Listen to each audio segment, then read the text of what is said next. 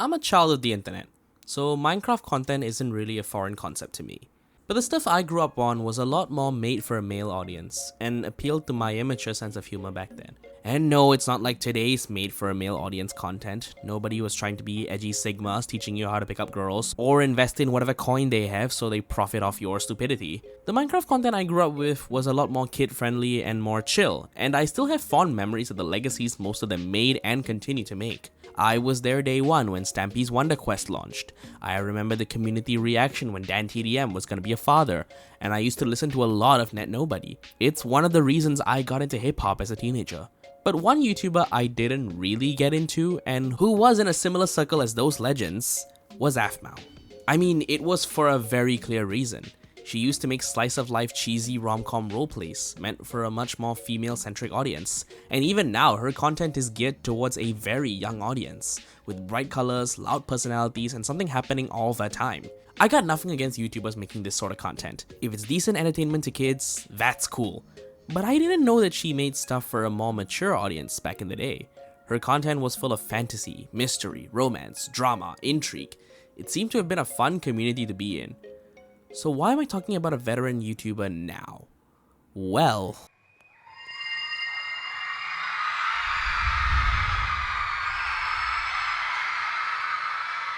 these are Jess and Jason Bravura, the faces behind the Aphmau brand, announcing Season 7 of MyStreet. What's MyStreet?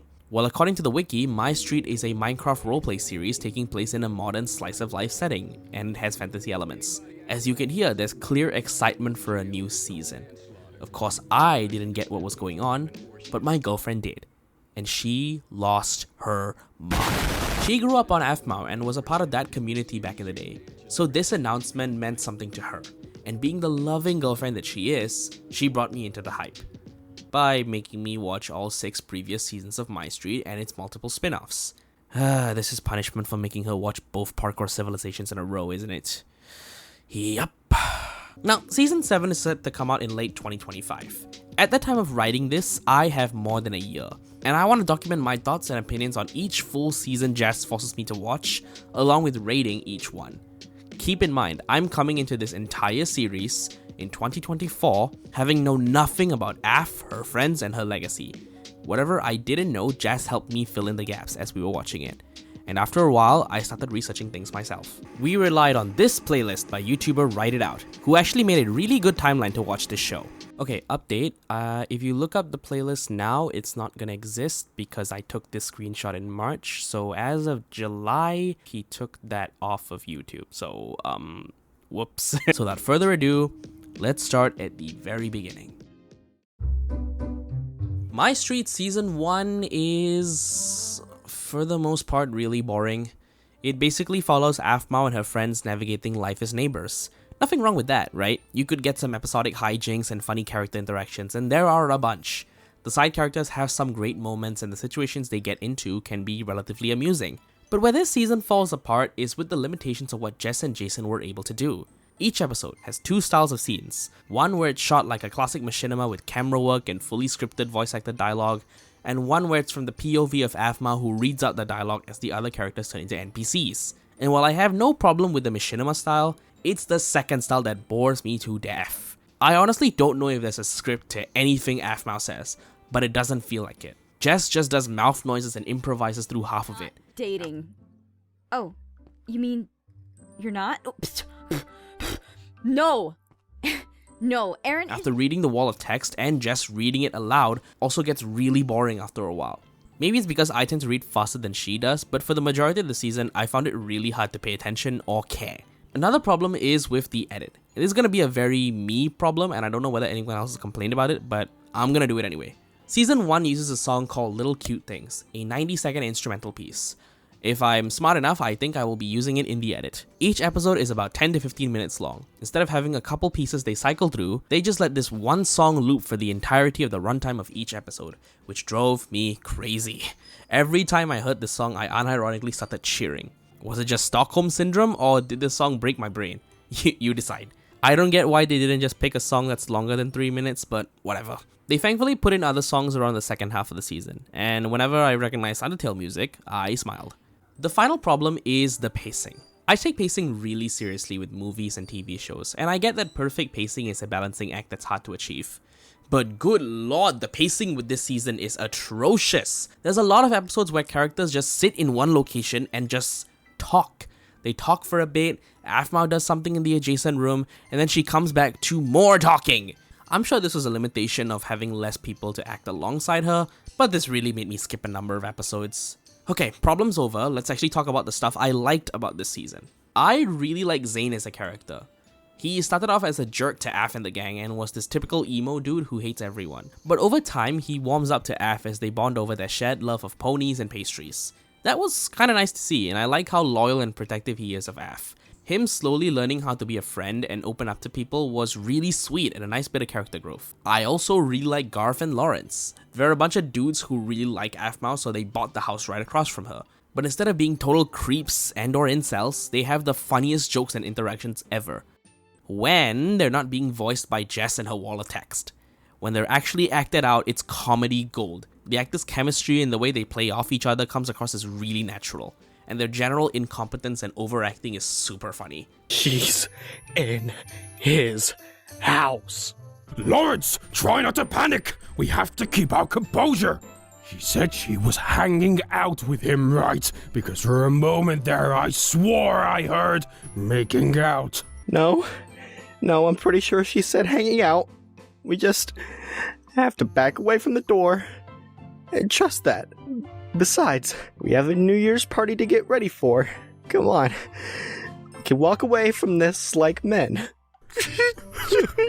That's another thing actually. The humor is very dated, but also really charming. The serious edgy girl liking One Direction, Aph's weeb obsession, everything about Kawaii-chan, Travis as a character, it's all not bad. Maybe if I was a tween, I would have laughed more. But even as an adult, it sometimes got a little chuckle out of me. I think the Eren-Aphmau relationship was fine.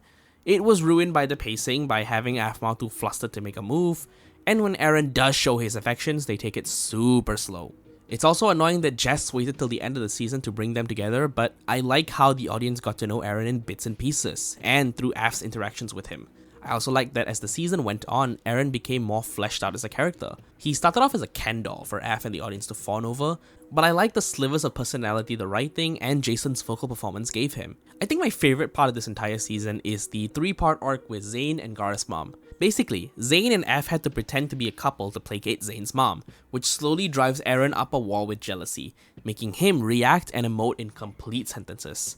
Keep in mind, he says like 1 or 2 words per 5 episodes, so having him talk in like full sentences is very rare. This was really cute, as this kinda established Zane and Aph's relationship and sibling dynamic, as well as further developing Eren into a character. Good stuff. I don't really have anything else to say about this season other than it was fine. The humor was fine, the pacing was atrocious, but there was some nice moments that kept it good, and it 100% was a product of its time. I am a little harsh on this show, yes, but I ultimately don't blame them. I can imagine it's hard to make really high quality stuff as a 2-person team. So I'm gonna give this season a 5 out of 10. After this, we didn't really go into season 2, but Jazz brought me back in time to the spin-off / prequel. Where you move, make me blind. I'll be honest, I really thought this spin-off was meant for a slightly younger audience than MyStreet. There's a lot of tropes and character moments that just feel like it's meant for a preteen audience, rather than the teen or YA audience of MyStreet, you know? That's just how I feel. The writing and humor weren't as strong or smart, despite some jokes and moments really making me laugh. That moment where Gareth overhears what his mom would do to the guy who kissed Aphmau, which is him, and he turns around with a wide-eyed expression is comedy gold. And I like when they remade Undertale. I like Undertale. The characters, old and new, were also really one-dimensional compared to their adult counterparts, which took away from anything charming I liked about the cast. You can boil every character to a couple descriptive words and you won't be missing much. There's also a lot of continuity errors with the mainline show that contradict each other. For example, it's shown that Travis and Aphmau met in high school and were each other's first friends. In MyStreet, Travis is introduced to Aph for the first time. Here's another example. In MyStreet, Aph and Gareth are casted as romantic leads in a community play, and Aph is flustered about having to kiss Gareth for presumably the first time. I mean the kissing scene. That's the part you seem the most nervous about. But we learned that they liked each other in high school, and that Gareth was her first kiss. I get that Jess was trying to retcon things about the first season with this spin-off, but it makes the first season worse retroactively. Maybe Aph forgot after multiple years of not seeing each other. Okay, but how is she able to remember who her friends are? See what I mean? A lot of the episodes are also pretty standard high school drama stuff. Here's Aphmau getting into trouble with the bad boys. Aphmau interacts with her classmates who are also werewolves. Aphmau gets hit on by two best friends who swore her to secrecy only for them to blame her for not saying anything about it. Wait, what? While this season is where we establish how the MyStreet cast got to know each other, this is also where Gareth and Lawrence are at their worst character-wise. Let me explain. So, Gareth and Lawrence both take turns hitting on Aph because they're just flirty like that, right? Turns out, Gareth and Aph go way back because they played with each other when they were kids. Cute, right? Yeah, but for some reason, this instantly flips a switch in Gareth, who immediately falls for her, kisses her, and swears her to secrecy. Now, Aphmau likes Gareth back, but she also likes Lawrence. But she's doing the mature thing of wanting to get to know either of them before deciding. This is also where Lawrence makes a move on Aph by also kissing her and swearing her to secrecy. Aphmau, who wants to protect their friendship, struggles to not tell either of them until some asshole lets them know and they both turn around and blame Aphmau for not telling either of them. And she didn't tell either of us about either kiss. How can we trust she's been telling us the truth? Yeah, you're right. Sorry about stealing your first kiss from you. Can you not tell Lawrence about that? When I saw you and Gareth back there, for some reason I got the idea that maybe you two are on a date. And yes, they do resolve this really quickly, and that's how the three of them end up becoming best friends. But holy shit, this was so messed up for both of them to do to a freshman who did not know any better. And the fact that they were the ones who went behind each other's backs to get with the girl they both like, only to blame the girl, is beyond toxic. This is why communication is important, guys, so you don't get shit like this happening. Moving on. I do like the introduction of Ziana, Aphmau's mom, and how she shaped Aph as a teenager. I'm aware some of Phoenix Drop is rooted in reality with how Jessica actually grew up, so I like how Ziana is a fun-loving, overprotective mother to Aph. Her chemistry with Gareth and Zane's mom is really cringeworthy, but I think that was the intention. The introduction of Jean as this gangster/jock type who challenges Aphmau's morality, and some bimbos who blame Aphmau for Gareth showing her interest were fine. They didn't do much and I don't really care about them, but I just wanted to mention them just to show I didn't forget them. And of course, I saved the best for last. I really love everything to do with Aaron this season. Considering MyStreet Season 1 paints him as this man of few words loner dude, I love the dynamic he has with Aphmau in their high school years. He's a delinquent who constantly belittles Aph, but sometimes sticks up for her. Jason's vocal performance this season is also much more lively compared to Season 1, and he got some laughs out of me. I don't know why you're trying to throw this race, but I don't need your pity. Don't you want to look cool in front of your friends? Not one bit if it means winning like this. Okay then. Credit where it's due, Jess made a solid decision for giving Aaron and Aphmau the rivals to lovers trope, because it led to the best moment in the entire season. Maybe the entire show. And if you've seen the season, you know it as the reveal of Aphmau's online best friend. Right at the beginning, it's established that Aphmau has this friend she plays video games with, called FC. FC is super sweet, helpful, charming, and makes her laugh. Everything you want in a boyfriend, right? But neither Aph nor FC know who the other is IRL. To FC, all he knows about her is her gamertag, Shu. Right after Gareth and Lawrence scold Aphmau for no fault of her own, she's at an emotional low point. Hiding in the music room, she has nobody left to talk to except FC. She starts pouring her heart out to FC, but she hears message notifications on the other side of a door. FC seems to react to this too, and Aph tests her growing sense of alarm by knocking right on the door. FC hears this. Her longtime online best friend, maybe something more, is not only in the same high school, but right next to her, with only a door in between. Trembling, she opens the door to find... Huh? Wait! You? No! No! It can't be you! You can't be FC! The guy she hated her entire school year, her big rival, was her online best friend the whole time? It's unbelievable. Overwhelmed, she tries to run away, but Aaron doesn't let her go. He's also in shock, but his feelings for Shu are too strong to let her go. Now they both know there's more to each other than they have ever thought. Eventually, they promise to give each other, not FC and Shu, but Eren and Aphmau, a chance to get to know each other. I love this scene so much. In a season of pretty alright writing and drama, this is where Jess and Jason locked in and delivered a genuinely good character moment. The writing, the growing sense of tension, the big reveal, the vocal performances, the music, all of it combines to produce an emotionally powerful and important scene for the entire show and Eren and Aphmau's characters moving forward. And I love how this moment isn't an instant turning point for both of them. They're still in disbelief, so in the following episodes, they still resort to calling each other by their gamer tags as they warm up to each other and slowly fall for each other. That is a really solid detail that I appreciate. Despite this season being a little wonky with the continuity, boring with the episode structure, and cliched at times, moments like this surprise me a lot. That when the story needs it, the writers can lock the fuck in and deliver something pretty good. But it's not good enough to save the whole season, so 4 out of 10. But the arc of the season after the FC reveal gets us 7, because I'm feeling generous. Well, if Jess and Jason have introduced so many characters and rewrote a bunch of character relationships, they must have something planned, right? You make it sound like we're going to a tropical paradise or something. Well, that would be nice, but probably won't ever happen. Foreshadowing is a literary device in I've been feeling so small. Watch the clock ticking off. Okay, let's get this out of the way. The intro song they chose has some level of auditory crack in them, because holy shit, this song has been stuck in my head for so long I can't escape it. The season was pretty okay though. This is a decent improvement from the first season, where the voice acting lasts throughout the runtime instead of only in the cutscenes.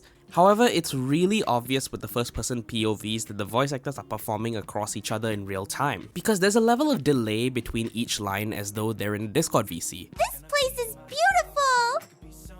You guys have no idea how excited I am about this place.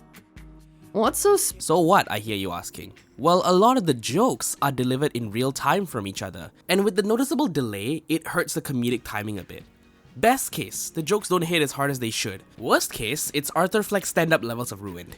This season also tries a lot of new things which end up setting the standards for later seasons. It has an intro theme song, a custom title card, and an overhaul with the visual style, with saturated shaders, better color grading, and some smooth camera work. But for some reason that polished visual style only lasts for 2 episodes. And then it goes back to the standard visual style, where it's either static shots or very linear moving shots. Maybe it's due to how hard it was to consistently stick to the high quality visual aesthetic?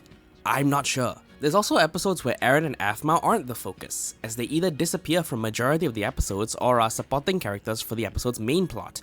There are still episodes focused on Eren and Aphmau, but there are also episodes and story arcs like Dante accidentally juggling 2 girls, or Caitlyn contemplating her relationship with Travis. And I don't know, that's really entertaining and help flesh out the other characters as individuals instead of just being Aphmau's friends. They also get some of the best moments of the season, like Dante and his brother recreating the I'm It Soup meme, or when Eren is actually in on the joke. Yeah, but he's got another face.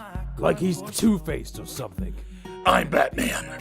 I'm Catman. Man, I love those moments when Eren breaks out of his serious guy persona to be part of a bit, and I wish Jason did more of that. Speaking of characters, this season builds upon the foundations of Phoenix Drop's new characters and dynamics by having some characters return and have new storylines, and some of them aren't that bad. Aphmau's mom returns, and her getting with Caitlyn's dad is a solid continuation of the dynamics introduced in the prequel, but her hatred of Eren that carried over from high school is a little annoying. Because when Aph was in high school, Ziana was a decent obstacle that got in the way of Eren and Aphmau's relationship. But like, aren't they in their mid to late 20s in MyStreet?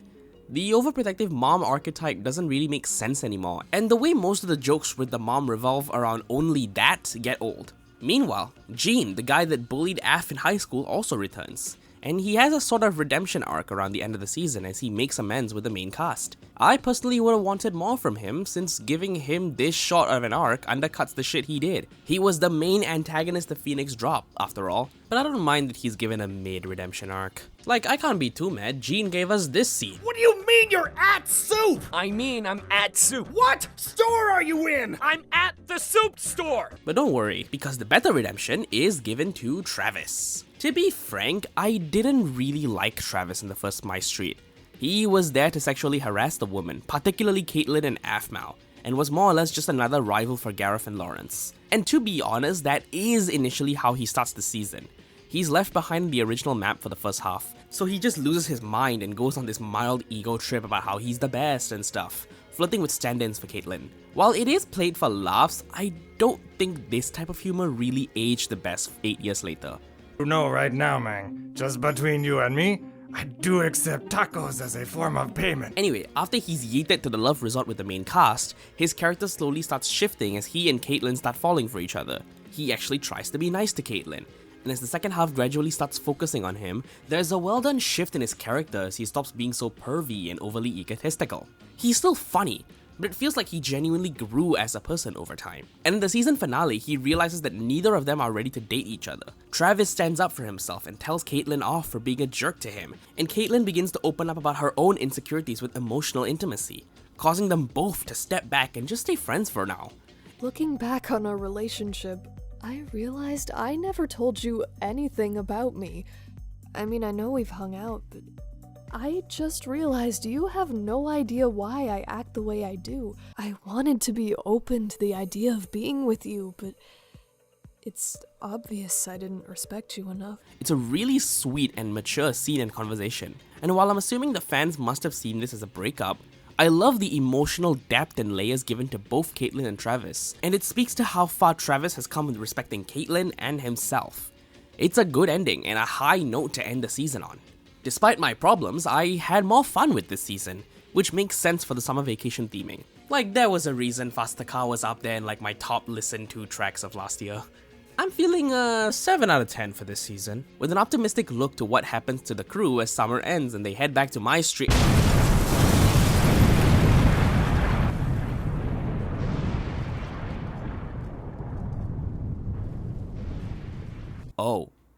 Oh no.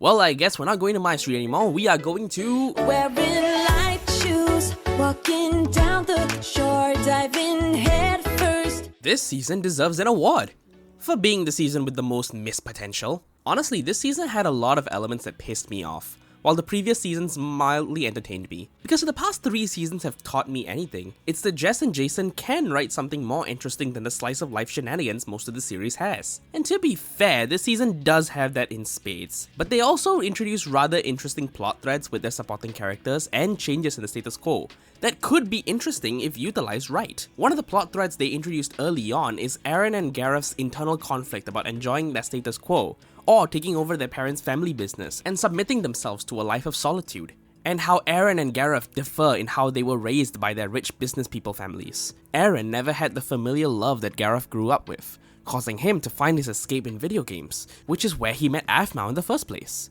And elements of that come back in his adult life through his sister Melissa, voiced by Yohane Lovelife. You're cute. You really like him, huh? From the darkness of the infinite abyss, Yohane descends! Melissa and what she represents is really good, and I like how she gives Aaron a personal conflict with his life and his relationship with Aphmau. But here's the thing, they don't fully utilize her until the last 5 episodes of the season. She's just a vague threat that hangs over Aaron until then, making her inclusion feel like missed potential. At the very least, her significance to Aaron's internal conflict could have been introduced in the halfway point of the 35 episode season, but the last 5? Would you believe me if I said that this was the better of the 2 options? Because Gareth didn't even get this privilege. Early on, he was battling with the decision of taking over his parents' business and letting go of his fun and carefree life with his friends. You know you're going to have to talk to Dad about the whole being the heir to the company thing. Yeah, but I don't wanna.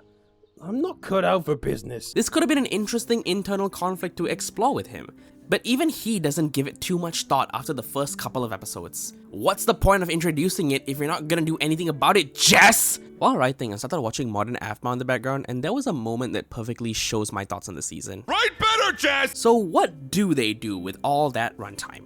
Firstly, the cast start up a maid cafe from the ground up, and some episodes showcase the troubles in running it, even how it causes personal struggles to Aphmau and Aaron, which is cool if they actually developed it more. I thought the maid cafe would have been an interesting shake-up to the dynamics of the season. Instead of domestic drama, maybe they could do some workplace stories. Better yet, because of how autobiographical the show started off as, Maybe dip into the struggles of running a small business for some interesting plot lines, since it was around this time when Jess and Jason started expanding their business. But no, it's just another set for the main characters to dick around in. See what I mean by this season having a lot of interesting elements that end up being severely underutilized? Okay, so with the interesting stuff being tossed to the cutting room floor, what seems to be the driving focus for most of these episodes? Basically, Freddy Fazbear. No, I'm not kidding. Kellen Goff plays Ivan, an actual antagonist who causes problems for the main cast and sows interpersonal conflict within Jean and Aaron about Zane. We'll get to him in a bit, but Ivan is such a nothing character. He doesn't matter to the overall storyline, and with some writing tweaks, the minuscule contributions he does offer could be given to other characters. He is only sorta fun because of Kellen's natural charisma, but no amount of charisma can offset shitty writing. But what is his only major contribution? This is where we get to the saving grace of the season, the Zane plotline. From the beginning of the season, Zane makes Aphmau's best friend into an identity, his only purpose. He picks a fight with Jean, he has it printed on a t-shirt, and he's just super protective of Aph. While it is introduced as a bit in the earlier episodes, it gradually becomes more than just a character bit. Eventually, Aph's other friends are not allowed to hang out with her because of Zane hanging around her constantly, to the extent that even Aphmau calls it out for what it ends up being: clinginess and a toxic entitlement to be her only friend. Alright, that's it. Zane, you are being too overpossessive of Aphmau. There, I said it. She's right. Zane, you've been really hogging Aphmau all to yourself. You're also really, how do I say this nicely? Clingy. You're clingy to her. They have a hard conversation and Zane ends up crying about it, leading to a sweet moment with him and Garth when he realizes the error of his ways and apologizes to Aphmau. Whether he means it is for season 4 to showcase. I really like the message of this entire plotline. Considering the younger target audience Aphmau usually aims for, Oh yeah, this season has a lot more episodes structured like a kid show. There is an episode where Zane turns into a baby. There's an episode where Zane getting clout and becoming an e-celeb. There's an episode about YouTube culture. That was fun, but back to Zane. But I can imagine Zane's plotline being an introduction to flawed friendships and flawed friends for the kiddos. And seeing it portrayed really smoothly and maturely is commendable. Aphmau made me feel like I could do anything. For some reason, she just knew how to talk to me. So you just wanted to keep her to yourself? No! I just wanted her to talk to nobody but myself. See, when Jess and Jason do want to, they can write stuff really well, which makes this season all the more frustrating. Also, at the same time, Aaron and Aphmau break up because of some bullshit situational moment, but it's okay. It's kinda not that impactful and goes nowhere. It introduces Aaron's mother and the lengths that she would go to keep Aaron. It gives Ziana a redemption arc. That's pretty much it, I think. I do like how they reconcile, calling back to that moment in Phoenix Drop High. I'm not ashamed to admit that made me tear up a bit, but that doesn't redeem the rest of the season. And for those of you who are saying, DJ, it's a kid's show, why are you expecting deep character drama and explorations of generational trauma in a kid's show? To which I say, if the writers didn't want to touch complex topics like these, they wouldn't have introduced these plot threads and ideas. But they did. So clearly you, the audience, can expect these ideas to be utilized properly, right? If these ideas are not, what are we supposed to do with them? I would have been fine with a season that didn't try to aim for much, but this is even more frustrating. 3 out of 10. Fuck this season. Next! In between seasons 3 and 4, we got a bunch of random one-offs, just for the writers to mess with different ideas and set up the story for season 4. Gene. Yeah, remember Gene? He got a house in MyStreet, and we never see him again. Lawrence is revealed to be chatting up this cute girl who's revealed to be... Lawrence? Kim? Kim? And she's actually sweet and layered and not the most annoying character in the cast? For context, in between the marathon, I started watching a lot of modern Aphmau, which is where I got introduced to the current cast roster. Lawrence disappears, Kawaii-chan's name is shortened to KC for some reason, and everyone got 10 times more annoying. Goodness! Oh my goodness, this is Minecraft! It's Chicken Jockey! It makes sense, modern Aphmau is targeted to the Gen Alphas. But how did Kim go from this shy, sweet meat girl to this? And also, pets are messy and gross, and I don't want to take care of them. You can't kiss books, Kim! I mean, you haven't read the story. stories I've read, girl. What? This baffles me, man. But back to MyStreet. At the end of this series of one-offs, Aaron's dad and Gareth's dad both receive equal ownership over a rundown winter lodge. So they send Aaron, Gareth, and Kim to scope out the location and fix it up so they can sell it. That's all the setup we get as we get into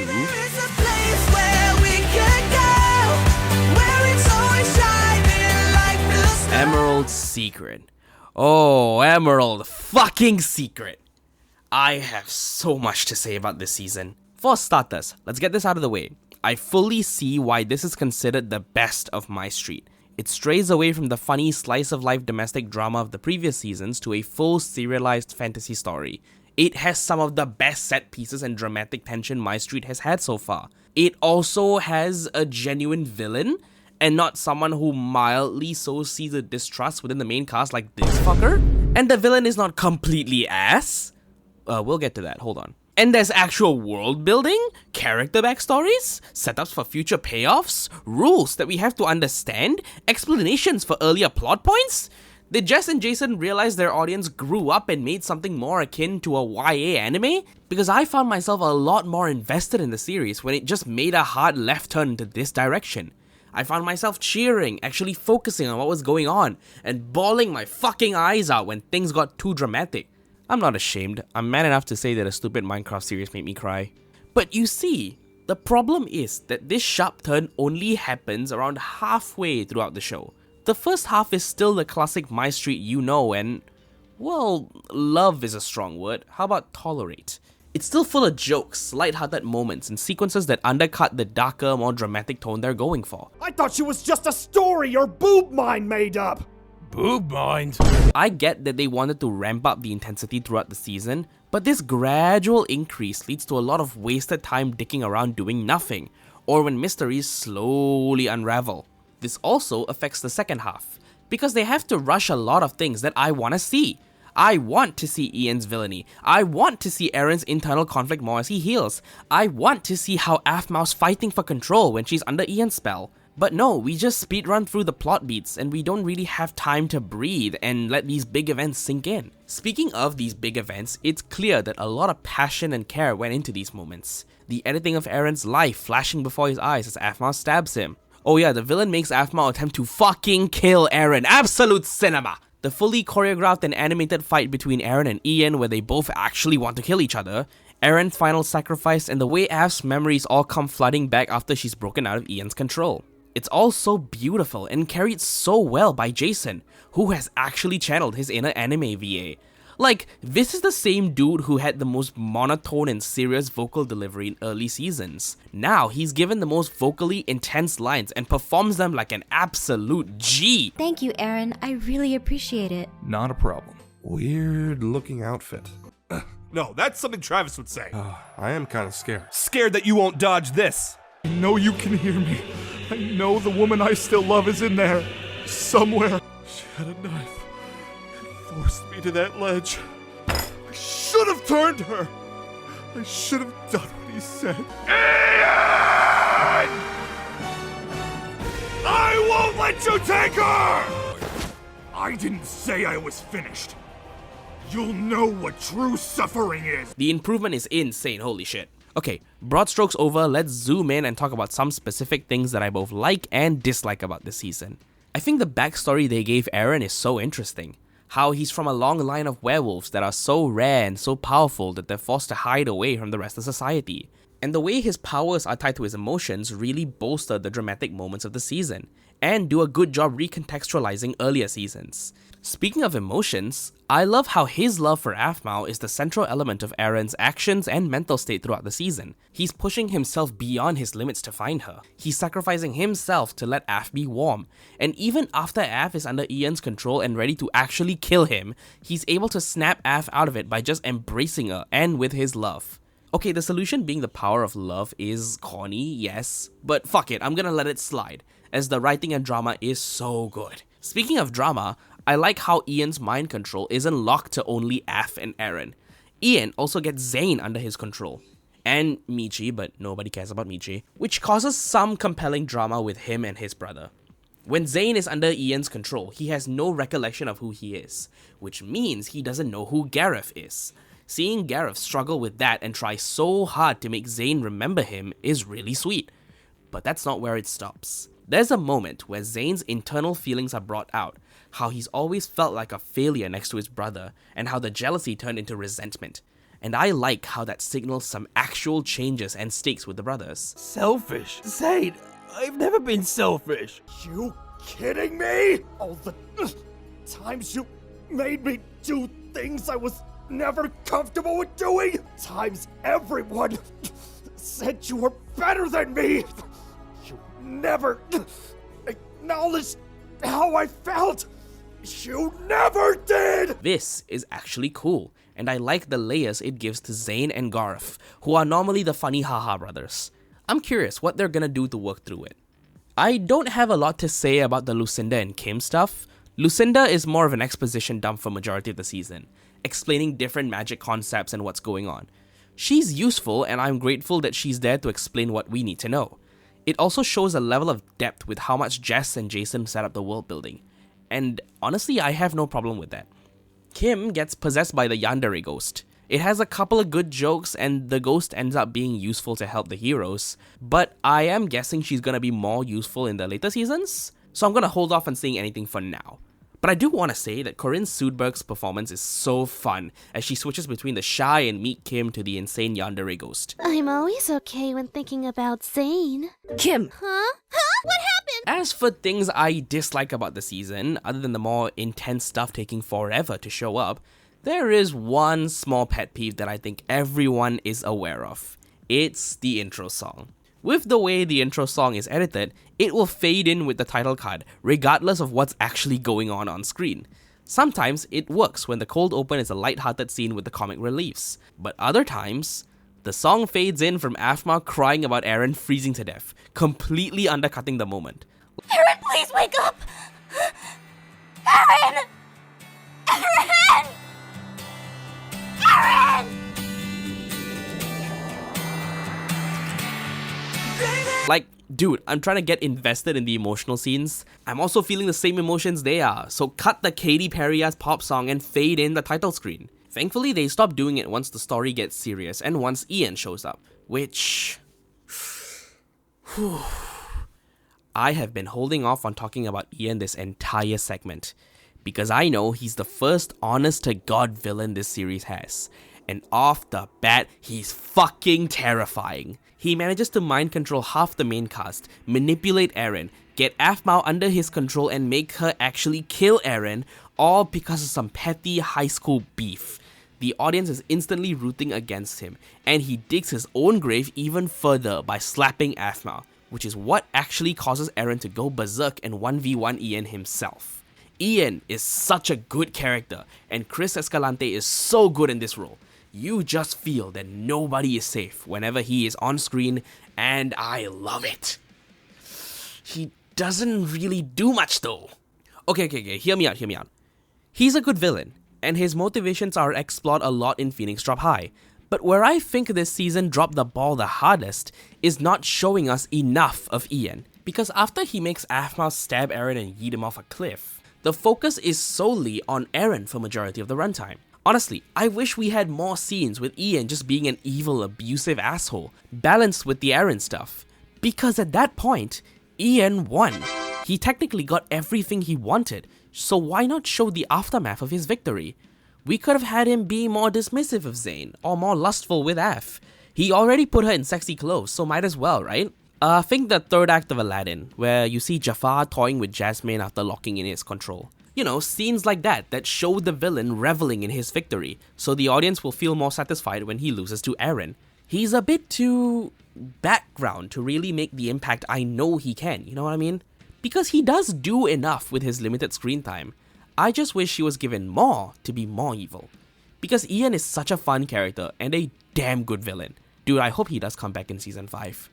I think that's all I wanted to say. Emerald Secret is really good.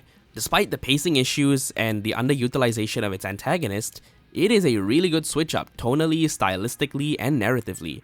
It introduces new elements to the world, story, and gives the characters new scars that I can't wait to see how they expand upon in later seasons. 7 out of 10. So following up from that cliffhanger, Aphmau's forced to stay away from Eren for a year as he recovers from his near-fatal injuries.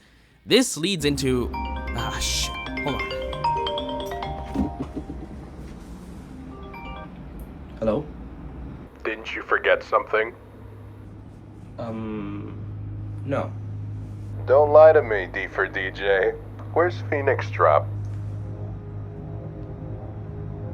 How do you know? You see, DJ, I'm in your walls.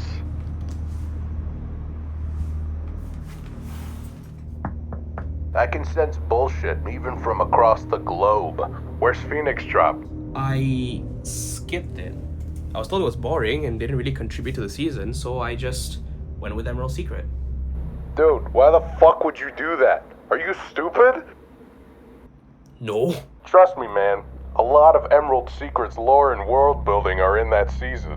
Really? Huh, yeah, man. Elements that are useful in the later seasons. They show up in the quote-unquote boring season you mentioned. If you say so. Good.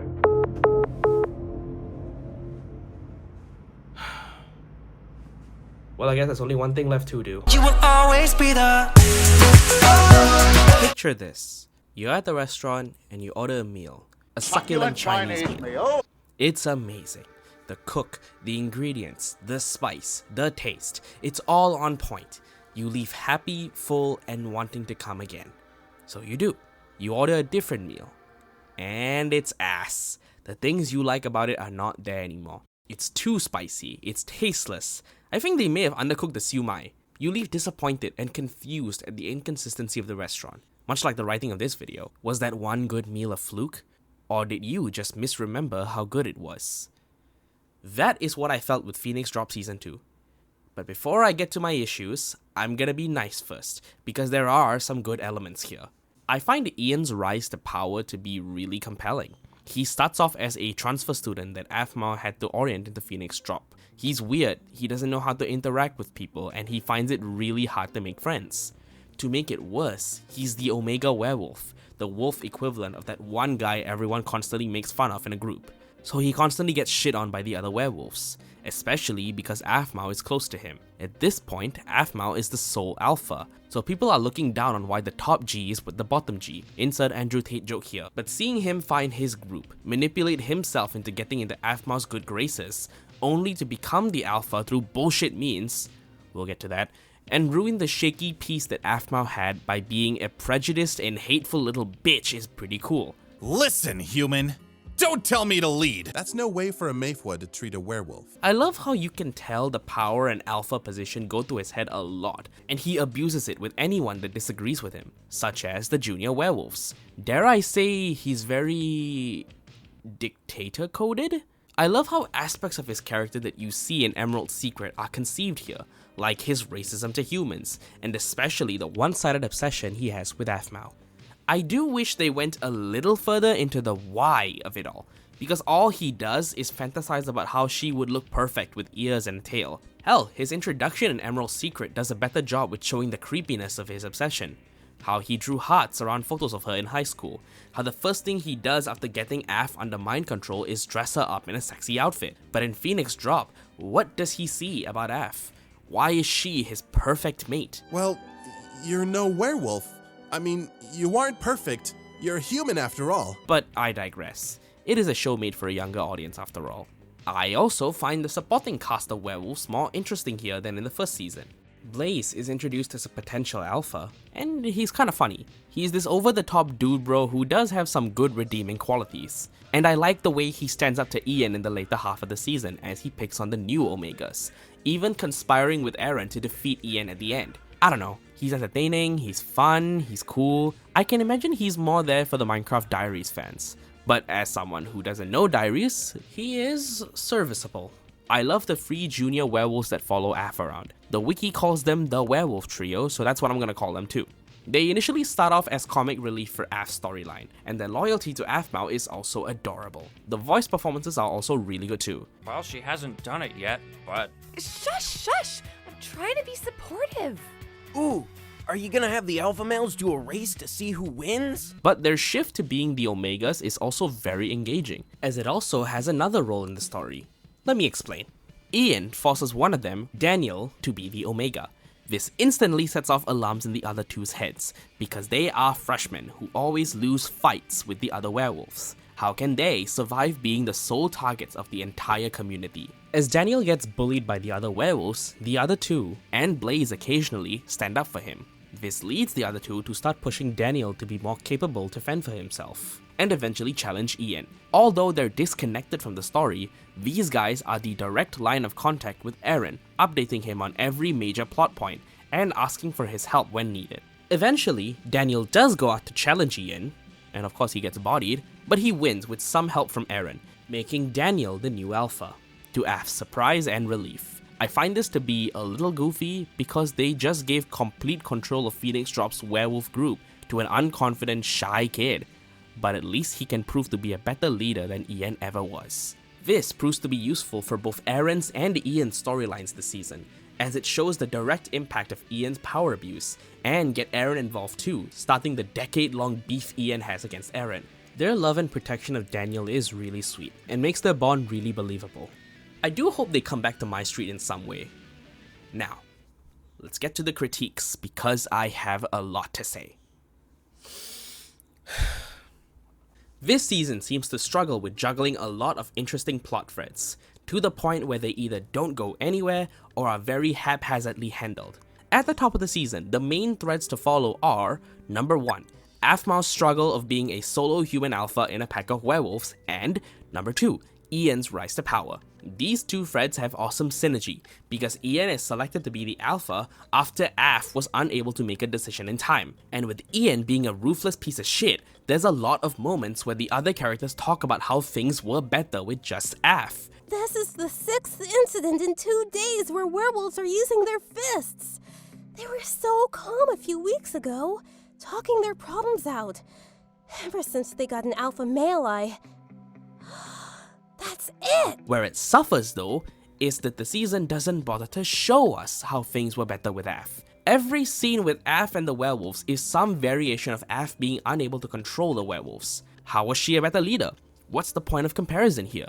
You can't just say Aph was a better leader without showing why and how. I would have loved some scenes, or even a montage of Aph being a solid leader to them, solving conflicts properly, listening to the werewolves. The contrast with Ian's more dictatorial style would be clearer to the audience, because the only way you see the direct effect of Ian's leadership is either from background conversations or the werewolf trio. Hell, focusing on the werewolf trio as a consequence of Ian's leadership would be a great storyline to follow in between the Aph stuff. But no, we don't get anything interesting here, because the writers chose to focus on Kai. Can you? Yeah? What? Kai is this cat boy that Aph crushes on. I don't have much to say about him. He's cool, he's voiced by ProZD, and he contributes nothing to the actual story of the season. He feels like a way for the writers to waste time with, and even then it doesn't go anywhere. Okay, Aph is into Kai. She wants to go out with him, but Kai confesses that he's into her best friend, Caitlin. Aph is crushed by that reveal, but being the mature girl boss she is, she chooses the wingman for him. When he confesses to Caitlin, she decides to exercise girl code and tell him that she can't date him because Aphmau likes him.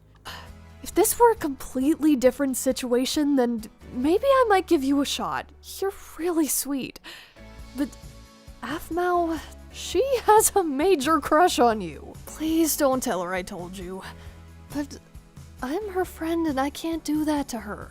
Once he realizes that, he does consider going out with Aph, only for the date to fall apart when he accidentally confesses that he went out with her, not because he likes her or anything, but because he just wants a girlfriend. I'm willing to learn to love her. What does that mean? I mean... Do you even like me, Kai? I do. I like you as a friend. Aph, I really want a girlfriend. So, you just want to use me? I'm sorry. I didn't think about it like that. While I do commend the levels of maturity and respect that the characters and writers have for this topic, an ironically really good message for your young audience, This plotline ultimately goes nowhere and is steamrolled by the Ian stuff around the last few episodes. Plus, we know from the future that this relationship doesn't last long because... duh! So why waste time with this plotline when that time and creative energy could have gone to the Ian stuff? Or the stuff around Aph and the werewolves? Or Aaron... Oh, right. Aaron. I have been trying not to mention him in this statement.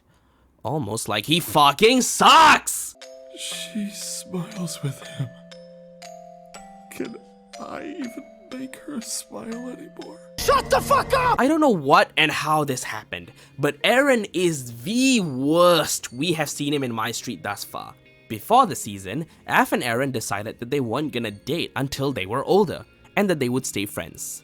But there's some level of love and care that they have for each other. This is also where an element of Aaron's past is elaborated on. His father is very controlling for his own safety, being the Ultima and whatnot. So there's an element of conflict with him wanting to see Aph while avoiding being caught.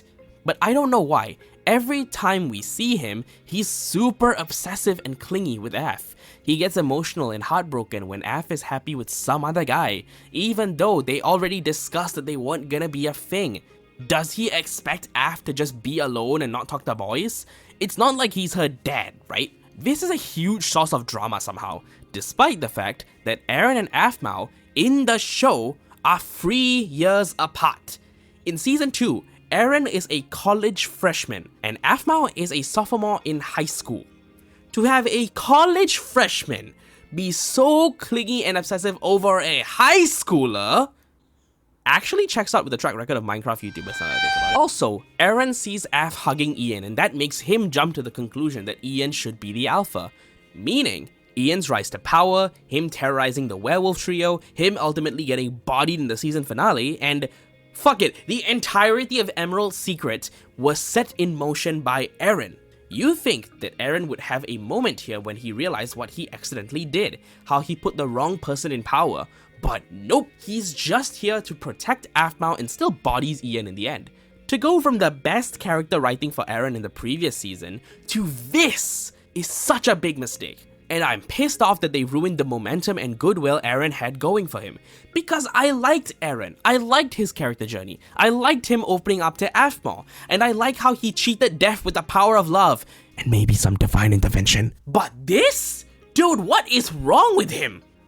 But, much like season 1, this isn't enough to ruin the whole season for me.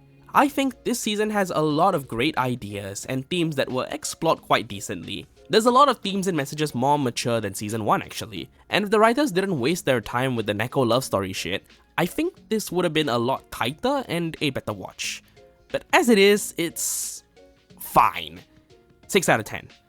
And I thought I was done with the prequels, but nope, there's still one more. I hope this is the last one. Oh my god. Thought it was over, but then it turns out we had to watch this season to finish the prequels. Fine.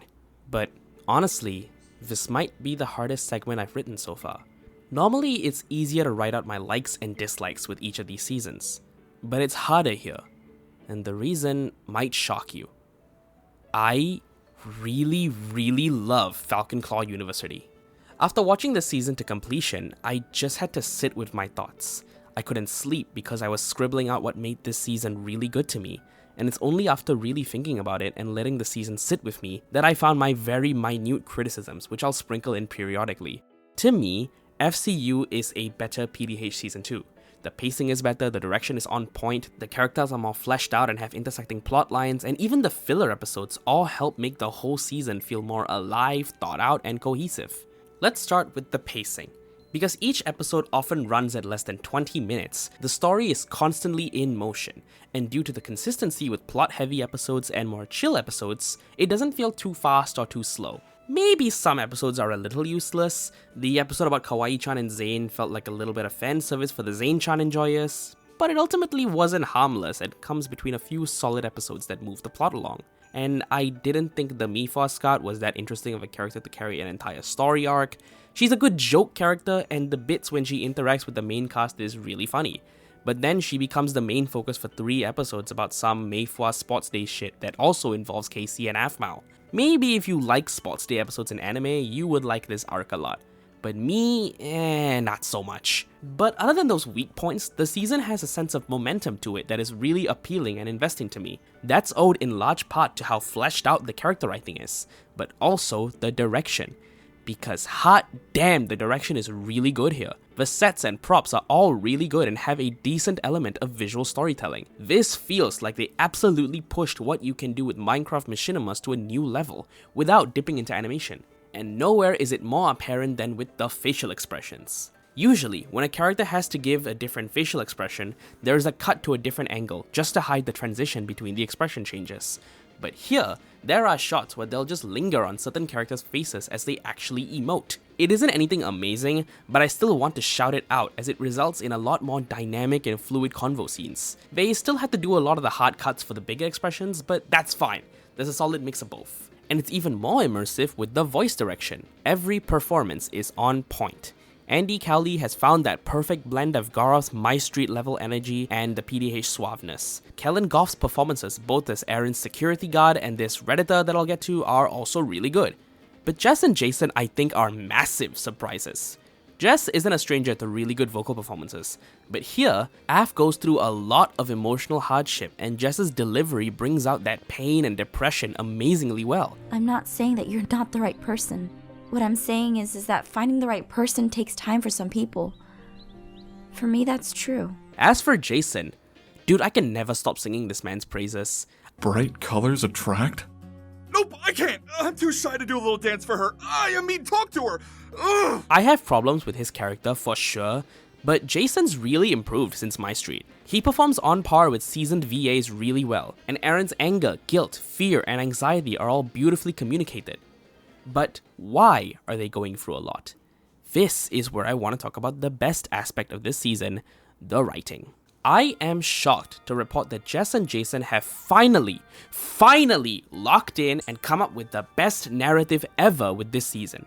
I found myself a lot more invested in the plot lines because they actually have substance and weight. The interconnection and how they affect one another is also really nice. Is it anything special or groundbreaking? No, but when you have blockbuster shows that sometimes disconnect their lead characters from the rest of the plot, it's nice to see a small-scale YouTube series do this right. And thanks to the pacing, they also retain a sense of momentum that's never lost, even during the filler episodes. They also serve to be some really solid messages for the younger viewers, which, if there's one thing Jess and Jason are consistent on, it's that. And to explain that, I'm gonna go through the major plot lines and point out the different themes. Let's start with Aph first.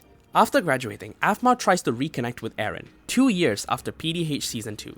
At first, it starts off fine. It's awkward at first, but they eventually find their own little dynamic that works for them. Aph also pushes Aaron out of his comfort zone by making him talk to people, improving his social life.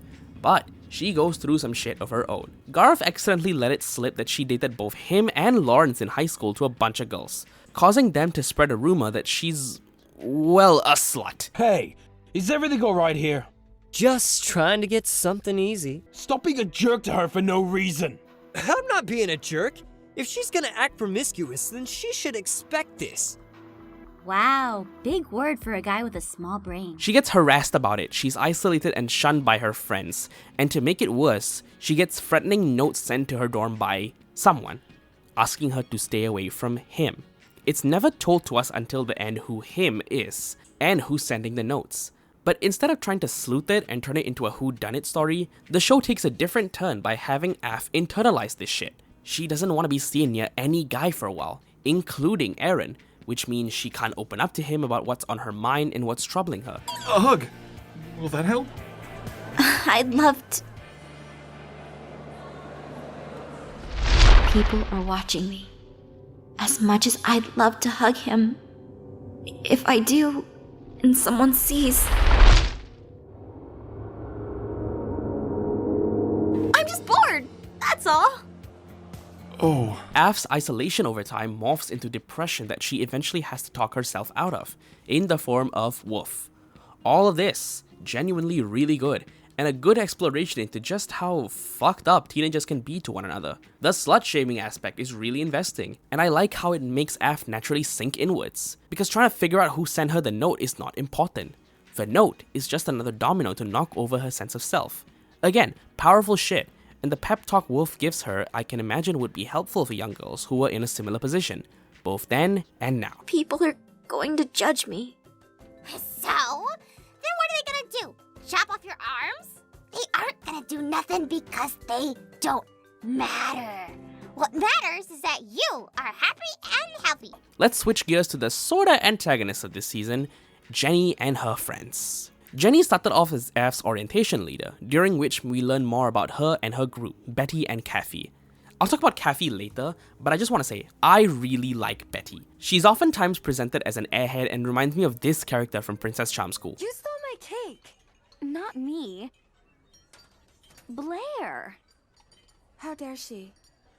I wanted that cake. Until her friends are in trouble, then she becomes the best voice of reason. Her love of food is really cute, and the heavy implications that she's Arrow Ace is honestly kinda based. At times, she reminds me of my girlfriend, and she's a way better Jughead than Riverdale's interpretation. Anyway, Jenny. She has a solid and healthy dynamic with her friends, and she has a major crush on Aaron. She tries to get to know him, but Aaron being Aaron doesn't really interact with her much. But after Af gets Aaron out of his shell, see what I mean by saying they're all connected? He hangs out more with the group, causing Jenny to work together with him on a project, and eventually ask him out. Aaron stupidly says yes as a knee-jerk reaction, and Jenny goes through the roof with excitement. She speeds run the relationship stages, already planning their wedding when they haven't even been a thing for 24 hours. Every opportunity Aaron gets to talk about their relationship, she's so lost in Delulu land that she doesn't even bother listening, which is a massive no-no when you're in any relationship. Which brings me to another thing. I wanted to talk to you about our relationship. I don't care. I'm just frustrated. I'm out. I'll see you later, honey. Wait, And I like how the writers don't shy away from letting us witness their relationship corrode over time. Eventually, neither party is happy with the other. Of course, Aaron is the one who breaks up with her, and she has an expected crash out. But she does come to her senses after a while, and after a useless fight with Kathy, but we'll get to that, and comes to terms with their relationship after a while, leading to one of my favorite interactions in the whole season. The truth is, after talking to Betty and hearing Kathy just admit to what she did, I realized that I was more so in love with the idea of you and not really into you as a person. Yeah, I could tell. I think I have some things to think about when it comes to love. So, if this counts for anything, I'm really sorry about what I put you through. I accept the apology. I just don't want to go through that again. Hey, is that a Sleep Token reference? But she's right. She was so infatuated with Aaron because, in case you haven't noticed, he's weird. He's a weirdo. He doesn't fit in, and although he does want to fit in, he ultimately can't. She was never interested in Aaron. She was interested in what she thinks Aaron is. And it's with that moment that I realized Jenny is a 10 times better execution of this theme than Kai. Kai had similar themes with him wanting to date Af solely because he wanted a girlfriend. But while Kai's plotline goes nowhere, clashes with the tone of the rest of the season, resolves itself too quickly, and ultimately feels like a waste of time, Jenny feels more integrated with the story and tone of FCU, and is given a lot more substance to let the theme hit harder as a result. What a damn good message about love and what loving someone really is. Seriously, Jess, Jason, I salute you for this. Again, a lot of young people suffered with this. Hell, I did with my first relationship back in college, so to see a plotline that tackles this subject with so much depth and nuance is commendable. It doesn't paint Jenny as a villain, nor does it make you feel bad for her either. She made mistakes, she had her own flaws, simple, to the point, nearly flawless. And the last of these really good plotlines was Aaron. I initially hated Aaron in PDH Season 2, but the writing for him really stepped up with FCU. After being forced to stay away from Af by his father and living an isolated and miserable life because of his Ultima curse, he chances upon Af during orientation. He tries to strike up conversation, and the way he fumbles over his words because he doesn't know how to talk to her after 2 years is really charming and relatable. Did you just call me miss? I mean... Do I look that old? Ugh. But over time, he does reconnect with Af, and eventually is pushed by Af to talk to more people. But how? He's under a lot of security who forbid him from interacting with anyone. Well, There's one agent who takes pity on him and helps him sneak out to enjoy his life. They have a lot of sweet moments, and it's clear that the agent deeply cares for him. He has his own regrets in life, and he doesn't want to let Eren make the same mistakes he did. The agent isn't Eren's stepfather, but he's the father that did step up, even when Eren's biological dad doesn't. But eventually, the charade hits his limit when his dad figures out something's up and hires another agent to watch Eren. This is where we need to talk about the biggest disappointment of the season, Xavier. Off the bat, Xavier is really cool. He's cunning, he's manipulative, he directly fucks with Eren in increasing degree, and Eren, his agent, and the audience never really know what he's up to at any given time. That is really cool, and he serves as a damn good direct antagonist to Eren and his storyline. Xavier is initially hired to supervise Eren in a much closer light. Posing as Eren's longtime friend, he infiltrates every one of Eren's social connections and forces himself in all of them. Being that he's hired by his father, Eren has no choice but to bite his teeth and watch as it happens. And Xavier keeps getting more brazen as the series goes on. Thinking that Eren is in love with Jenny, he flirts with her and passively cucks him. But Eren doesn't love her, so Xavier doesn't get the reaction he wants. Hey, Xavier! Hey, babe. Huh? What? Oh, was that too much? Sorry, didn't mean to kiss your sweetie, Eren. Okay. But when he finds Aph and tries to interact with her, he notices Eren is way more protective of her. So, she is an aspect of your life then? 'Cause I really like the aspect I see in her. What? When this was unfolding, I thought he wanted to get Eren enraged, trigger the ultimate curse, and expose him as a monster in front of his friends. I thought that was where they were going with that. So imagine my disappointment when his entire motivation, why he does what he does, and his end goal is to prove some randos in 4chan right that the Ultima does exist. Well, you got me. By all accounts, it doesn't make sense. So the most interesting antagonist to Eren, the one who's the biggest threat to Eren throughout his uni life, is in it for the Reddit karma? What the fuck? I thought he had bigger plans than this. That's not me theorizing. His entire build-up was that he had bigger plans. The agent keeps hyping him up that he's more than what he seems to Eren, and despite his dickish actions, he's quite dangerous. Eren's dad hired him as a better agent than his entire fucking posse. But he's just a Redditor? Talk about a goddamn letdown, holy shit. Focusing back to Eren, his relationship and struggles to find his own voice with how he's raised and controlled by his father is really interesting stuff. Derek, the father, is a real asshole at times. It doesn't matter if Eren has made any good progress, emotionally or otherwise. All Derek sees in him is a monster that needs to be caged, a monster that needs to be controlled. For the sake of his own gain? The safety of others? It's unclear, but it is clear that he never really cared for Eren. This all comes to a head at the season finale when Eren finally has had enough with how he's being treated. Derek immediately threatens to cut Eren's funding and all of his familial ties, and Eren justifiably tells him to fuck off. Keep your money! I don't need it or you! I'm tired of being caged up. I'm tired of being under your control. I'm old enough to make my own decisions for myself, and I've decided that I want nothing to do with you or this family! I'll make my own way for myself. It is really good stuff, and I like what they did with Eren and fleshing his past out. It also helps recontextualize a lot of his traits in the earlier seasons. Why he lives alone, why he doesn't talk to anyone, why he's so distant and quiet about his family. I find this stuff not bad, and the writers make you sympathize with and understand Eren's internal struggle quite well. But just because I've given this series heaps of praise, I don't think it's perfect. Other than Xavier, there's another character that kinda confused me a little. That is Kathy. She's one of Jenny's friends, and is a lot more cynical to Jenny's relationship and feelings for Eren. She's also the one who individually breaks it to Jenny and Eren that both of them are holding on to something that's not making either party happy. I found this to be helpful to Jenny's theme and the message they were trying to say.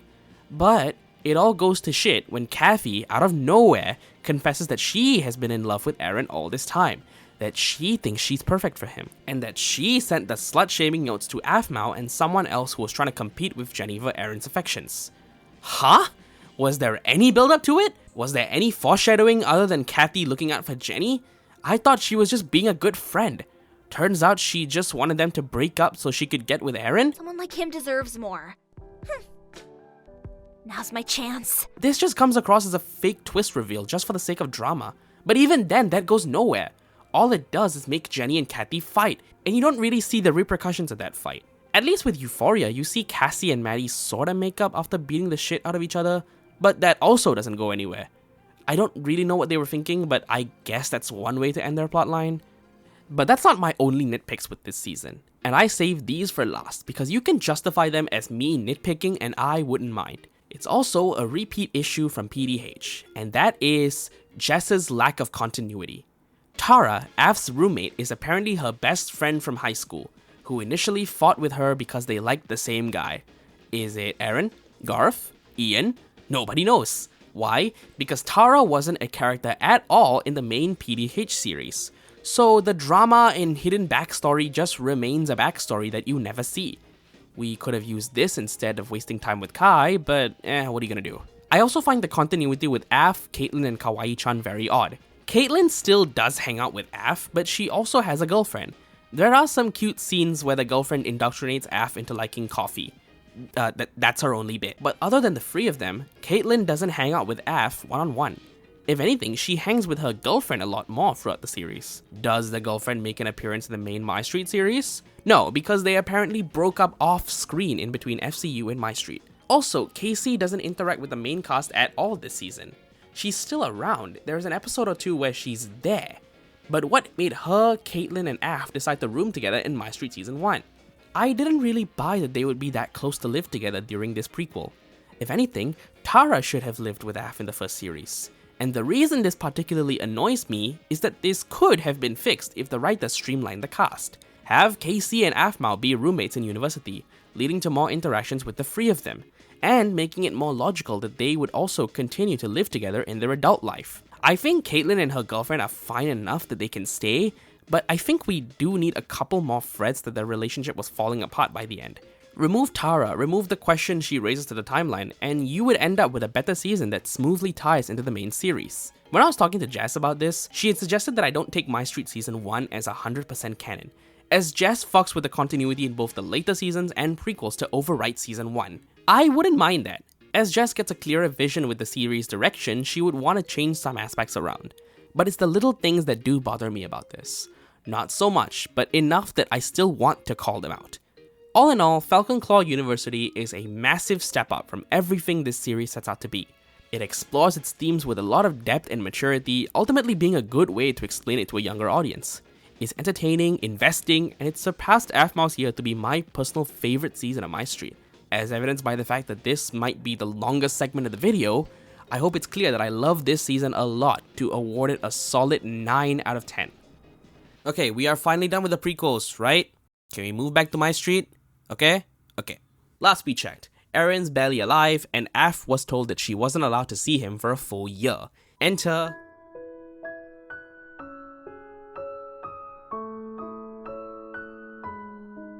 In between seasons 4 and 5, we had this miniseries. Normally miniseries like this wouldn't be its own segment. Seasons 1, 3, and 4 had their own prologue miniseries. But I feel this is important, so stay with me. Aphmau's forced to stay away from Aaron for a year as he recovers from... all this. This season follows her personal growth and emotional state throughout the year. And honestly, this is my favorite season so far. Yeah, Emerald's Secret is super mature and angsty and whatnot, but Emerald's Secret had a lot of big moments that made it feel epic. Aphmau's here is a lot more character driven and introspective. The framing especially reminds me of adolescence, which if you haven't seen, I highly recommend. Each episode jumps to different parts of the year, so we get to see Aph's journey throughout the year. It starts off with her grieving Aaron and suffering immense guilt for what she did. You see her friends struggle to comfort her, not sure what to say or even how to be there. It's some heartbreakingly powerful and mature stuff that, after PDH Season 2, is such a breath of fresh air. Later on, she's doing better, but she approaches Lucinda wanting to learn magic so she can be of some help to Aaron. It stems from how powerless she felt as Aaron lay there dying. After seeing him hurt, there was nothing I could do. I was completely powerless to help him. I never felt so useless. So weak. Especially with the reveal that Erin's one of the most powerful werewolves, Aph worries if Erin would still fall in love with her. Again, it's super well written, and Jess carries a lot of the emotional moments well on her own. Well, almost on her own. This is where my one personal gripe with the season lies. Because it's a lot of Aphmau vocalizing her own mental state, she can't just talk it all out. This is where her wolf plushie comes in. Wolf, as the wiki calls her, is a recurring bit from PDH, but I felt like it was just Jess trying to be random XD, so I didn't have much to say about it. Since when did you care about being the alpha? But here, this little fucker is a supporting role in Aph's personal journey. I initially hated him here, but as the season went on, I realized what it was in the story. Wolf is a Watson. What is a Watson? Okay, in Sherlock, you know how Watson asks the right questions for Sherlock to monologue and tell the audience his thought process? But how do you know about them? Elementary, my dear Watson. This man has been dead. In Back to the Future, you know how Marty asks the questions the audience is feeling so Doc can explain the time machine to Marty and indirectly the audience? Telling me that you built a time machine out of a DeLorean? The way I see it, That's what Wolf is. Really? Yeah.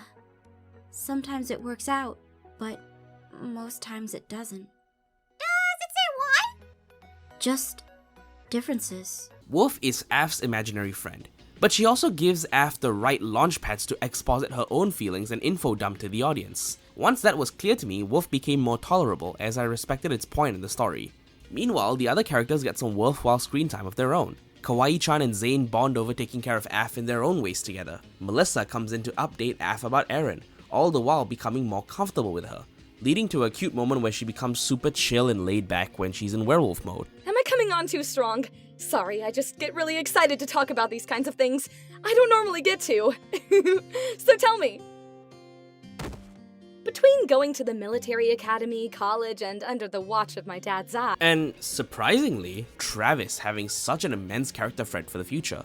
In a post-credit scene for Emerald's Secret, it's hinted that Erin and Travis were friends since young, and that their fathers had a deeper bond than what meets the eye. In their adult life, Travis seems to know a lot more about the magic book that Lucinda found in the lodge. I got it from the library. Nothing special. Lying doesn't look good on you. He gets a little too curious about it, scaring Lucinda, and at one point he breaks into her house to steal the book. For what? Nobody knows, but one can guess it's not for anything good.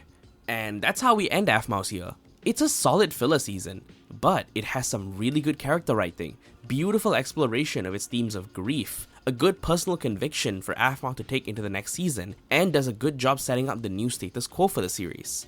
If not for the wolf stuff, I think this is the most mature script that Jess and Jason have written for MyStreet so far. 8 out of 10. The season ends with Aph fully mastering healing magic, as Melissa takes her to the place Erin has wanted to take her a year ago. The very reason Erin agreed to clean the lodge in the first place. Starlight Wonderland. So, what do you say? Are we ready to go? Try not to hold me down. Starlight picks up exactly where Aphmau's year ended. After working through her trauma and letting Erin recover, she's finally gonna meet him and spend time with him in the place that Erin wanted to take her to since season 3. To her surprise, she's not alone. The cast who was also with her in Emerald's Secret joins her, with Caitlin, Travis, and Kawaii-chan joining the mix later on. Erin's family, who have become much nicer to both of them, are here too. This season initially serves as the Emerald gang working through their trauma and just relaxing, but around the halfway point, there's more sinister undertones that slowly make their way up.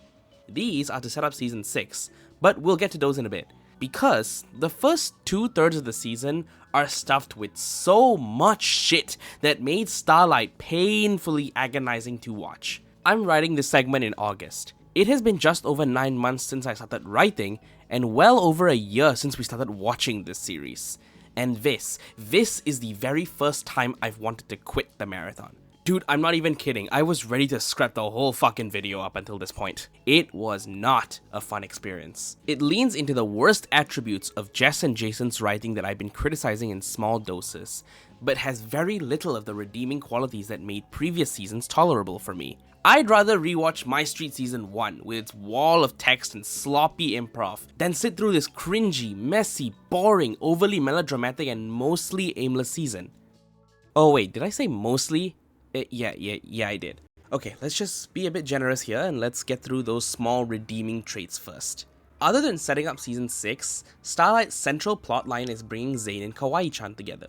These two have had some chemistry in the earlier seasons, but they were also too different to really be a thing. Kawaii-chan was hyper-focused on shipping Eren and Aphmau, and Zane was too busy being Zane. But as Eren and Aphmau enjoy each other's company, Zane and Kawaii-chan are turned to face each other, leading to a really sweet plotline. Initially, Zane smuggles Casey to Starlight because he wants her to experience seeing her ship together again. He goes through a lot trying to hide her from Gareth, leading to some sitcom-y shenanigans. I have no problem with those. Jess and Jason do know how to write the Romave brothers, and Keston and Andy play off each other really well. It's a real smelly. A real smelly? That's what I said! Okay, Zane, you're acting weird. Like, more weird than usual. Oh crap! He's using his brain! But eventually, Gareth does find out, and Zane and Kawaii-chan are allowed to breathe easier. It's during this time where they both get to know each other on a more personal level. Casey gets to know what Gareth means to Zane, and Zane learns about Casey's family, her desires, and everything. All of this leads to a big moment in their relationship. Kawaii-chan. It's Nana. Huh? My name. It's Nana. What? Granted, the reveal isn't super groundbreaking, nor was it presented as such, because Kawaii-chan is still being referred to as KC in the new uploads and all other appearances. So I don't know why they went with revealing her name as Nana if nobody was gonna do anything with it. Jazz had an interesting perspective that the name has some supporting storytelling elements. She mentions that she's in a litter of 12, and Nana in Japanese is literally the number 7. Goes to show how little Casey's parents cared to just name her the number she was born, no? But that's just an interpretation.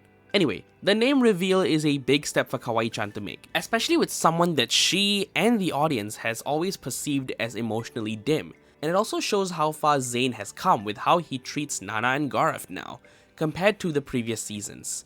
He actually cares about her interests, which is just spying on Aph and Eren, but still, he has to be there for her every way, and goes out of his way to make sure that she can enjoy her stay here too. And Nana notices that, as the duo finally admit their feelings for each other and... I like you a lot. You listen to me, and you...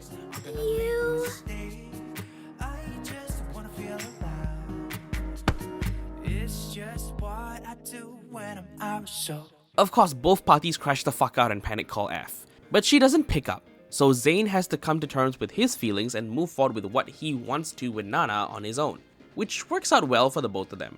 But as they enter a relationship, they face their first conflict. Nana has always rushed herself into every relationship she's had, while Zane has never had a relationship at all. He doesn't know what the hell to do, so he's taking it slow. This causes friction between the two that they both have to work towards to be a stronger couple, which, once again, are damn good themes, character writing, and messages to pass to your audience. Relationships aren't perfect, and this season actively preaches that through Zane and Nana, as well as showcasing how you can make it close to perfect with the right effort. It was also way more investing than the lead couple because there was something actually fresh with the relationship dynamics and character... Because there was something actually fresh with the relationship dynamics and the character drama. It also helps that it isn't as melodramatic and soap opera-y, but I'm getting ahead of myself. All I can say is that the Zane-chan storyline genuinely worked for me, and I bought them as a solid new couple to the MyStreet canon. Speaking of the MyStreet canon, Starlight does some interesting things with the lore and continuity that I wondered if these were the same writers behind the continuity error-filled earlier seasons. Some of the lore reveals are setups for Season 6, so I'll get into those in detail more when I do talk about Season 6. But there's a couple reveals here that massively reshape what we thought about earlier seasons. Season 4 introduced something called Forever Potions. They are very powerful and dangerous. They drove the main plot of Emerald's Secret, and Lucinda was trying to learn more about them in Aphmau's year, only for Travis to steal the book. Turns out, these were part of a business run by the parents of the main characters. Garte, Zane and Gareth's father, Derek, Eren's father, Elizabeth, Caitlyn's mother, Terry, Travis's father, and Zach, Aphmau's father. They were initially intended to be used to heal the sick and help people, but it's later revealed that they were being played by some shadowy villain named Michael to create a magic bioweapon. Remember this, I'll touch on this later. During the creation of these potions, they tested them on their own kids, Gareth, Travis, Caitlin, and Aph. Aaron was opted out because Derek opposed the experiments, but the effects of the potions are slowly taking shape. The most obvious one was Gareth, who seemed to have a boost to his strength. And what's the way he showcases this on accident? I'll get it. I didn't mean that! I believe you! There was also an incident in FCU that showcases this, but most of the time it's showed by the door-breaking habits. This was really cool and super unexpected, not only grounding a running gag with logic, but adding context of it being the result of some dark and sinister experiments. Genuine props that they thought of that. But guess what? It doesn't stop there. Zach is introduced in this season, and he's voiced by Jello Apocalypse, a YouTuber I did watch as a teenager. I wonder what he's doing now. Oh no. Zach hasn't been in Aph's life for decades, only now showing up to fuck with the Lycans and being important for season 6. It's also revealed that he's a werewolf, but Aph didn't get the werewolf genes. Sylvana knew about this, which leads to a very interesting revelation. When you entered high school, I put you in the werewolf class on purpose. What? I wanted to see if you would take to it.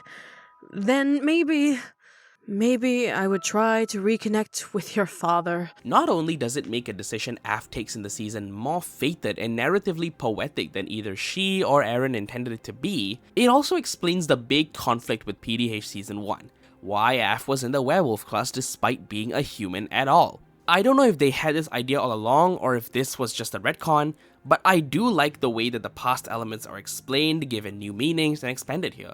It makes the whole series a tad bit more cohesive, once you ignore Season 1.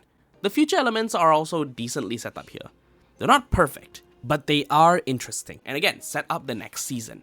The most important antagonist of MyStreet, Michael, is introduced here. All we know from the way everyone talks about him is that he created the Forever Potions to be used as some kind of magic weapon, and it's heavily implied that he gave the Book of Spells to Ian in Emerald Secret, so he makes more potions.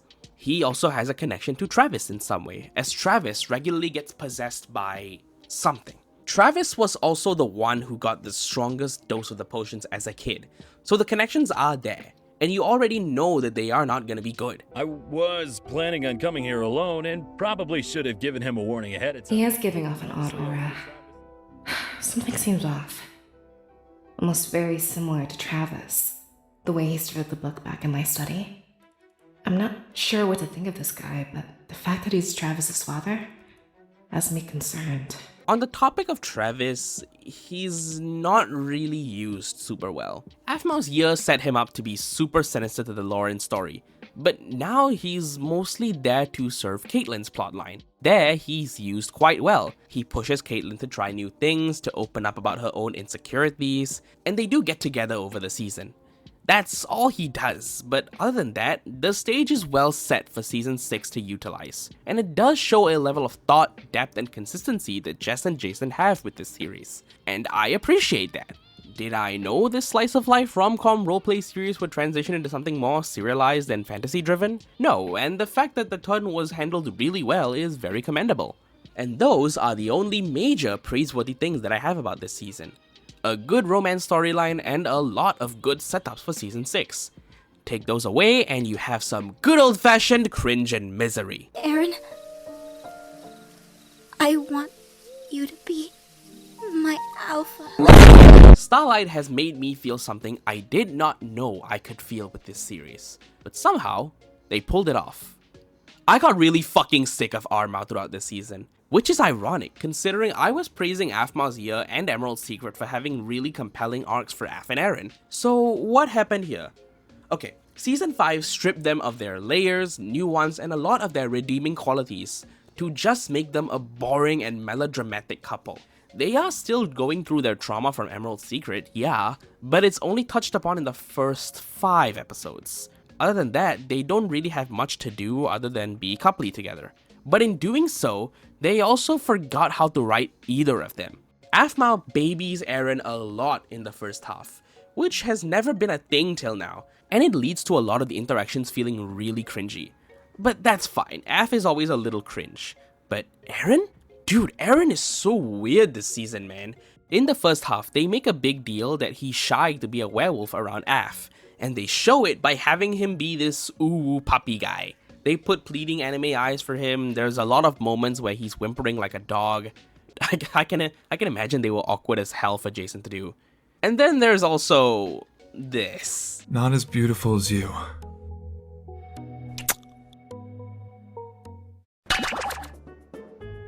You licked me. I didn't. Did I? Mm-hmm. Eren can have layers, yeah, but this sudden persona shift feels very out of character for him, and severely off-putting.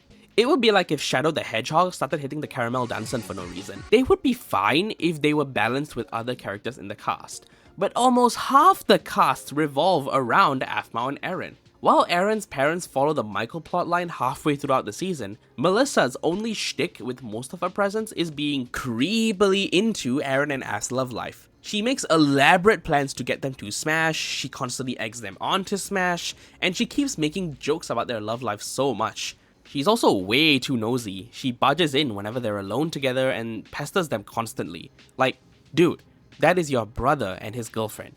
Why are you so interested in whether they get funky or not? It's clear that they didn't give Melissa anything of value to do, so she's always hovering around Aph and Eren. But too bad, they are so attached to each other that it is sickening. You do not see Aph or Eren hang out with anyone else for extended periods of time. Eren sometimes hangs out with the werewolves, and there's one good plotline where they refused entry into a restaurant because they're werewolves, but they're otherwise shoved in the background for a majority of the season. Meanwhile, Aph does have her friends around her, but with Nana and Caitlyn having their own plotlines with their partners, she doesn't really bother to spend time away from Eren. They can fuck off from the main cast for episodes on end, and nobody would bother. And I'm sorry, but it takes away from how united and tight the MyStreet cast is, especially the Emerald Gang. Because of how much space the Aphmau shit takes up and how pointless and repetitive the drama around these two are, everything around them feels so boring, even though there are big plot developments with them in this season. Okay, Eren over time doesn't like how Aph is treating him like a dog post-werewolf reveal, which is fair, and they have a conversation about it. Aph opens up about how she doesn't understand Eren's struggles, which makes her feel inadequate as a partner to Eren. Ignore the fact that we already went through this shit in Aphmau's year, but it's here. Again. And it takes so much time and drawn out melodramatic conversations to get to the same conclusion she already came to then. But instead of exploring how she can be there in her own way to support her partner, by learning about werewolf culture, what they like and dislike, and maybe having a conversation with Eren about how they can move forward as an interspecies couple, she decides the logical course of action is to let Eren turn her into a werewolf. A decision that Sylvana rightfully chastises for being stupid and careless. I wanted him to know I was there, and... That's not a good reason to become a werewolf. Mija, we are Hispanic. Someone doesn't have to become Hispanic in order to understand us. That's ignorant and flat out disrespectful to that culture. Essentially, that's what you did. I didn't think about it that way. Plus, Eren didn't turn into a werewolf over the year. He always was, and this is just him embracing it more. But he's still the same, right? Ignore the persona shift of this ooh soft boy puppy that comes out of fucking nowhere, but he's still mostly the same. Not sure why Aph wants to undergo this massive decision, but she is, and now we gotta deal with it. And oh yeah, they get engaged. It's cute, but I was already mentally checked out with these two to give a shit. It also occurred to me that this is all Season 5 is. We could have gotten individual plot lines with assigned characters, the antagonists could be actually used more instead of just being set up, and some threads could have gotten something. Anything other than waiting for Season 6. But it's so stuffed with Aphmau bullshit that it brings the whole season down. The Zane-chan stuff, the Caitlyn stuff, introducing Michael and the Forever Potions. All of that does not matter by the end because the main characters don't give it too much thought. You bring Lucinda and Kim to the island only to have them sit on the bench until the very end? All Kim does is try to chase Zane from getting with Nana for one episode. And all Lucinda does is unsuccessfully try to break into Travis's house to steal the book back. Oh yeah, Gareth turns into a werewolf by accident, but I didn't bring it up because it's such an afterthought in the plot. I know a lot of this matters to Season 6, but it doesn't do this season any favors. Season 5 just doesn't bring much to the table. The big developments that happen here could have been told to us in a 15 to 20 episode season, cutting all the bullshit out. But instead we're stuck with this unbearably long, cringy, and mostly boring season. In their Everything Wrong With video about the season, which is mostly Jason roasting the season as well as giving interesting production notes, he mentions the writers took it easy with this season, out of tiredness with writing season 4. And while I do get that, it's also very clear that they were just winging it with most of the writing and padding it so much. And I'm sorry, this really doesn't result in a good, even decent end product. I wish they took more time in the oven to breathe and let Starlight actually be its own thing, other than a bloated prologue to Season 6. 4 out of 10. Bro, Season 6 better be good with all the setup they did here.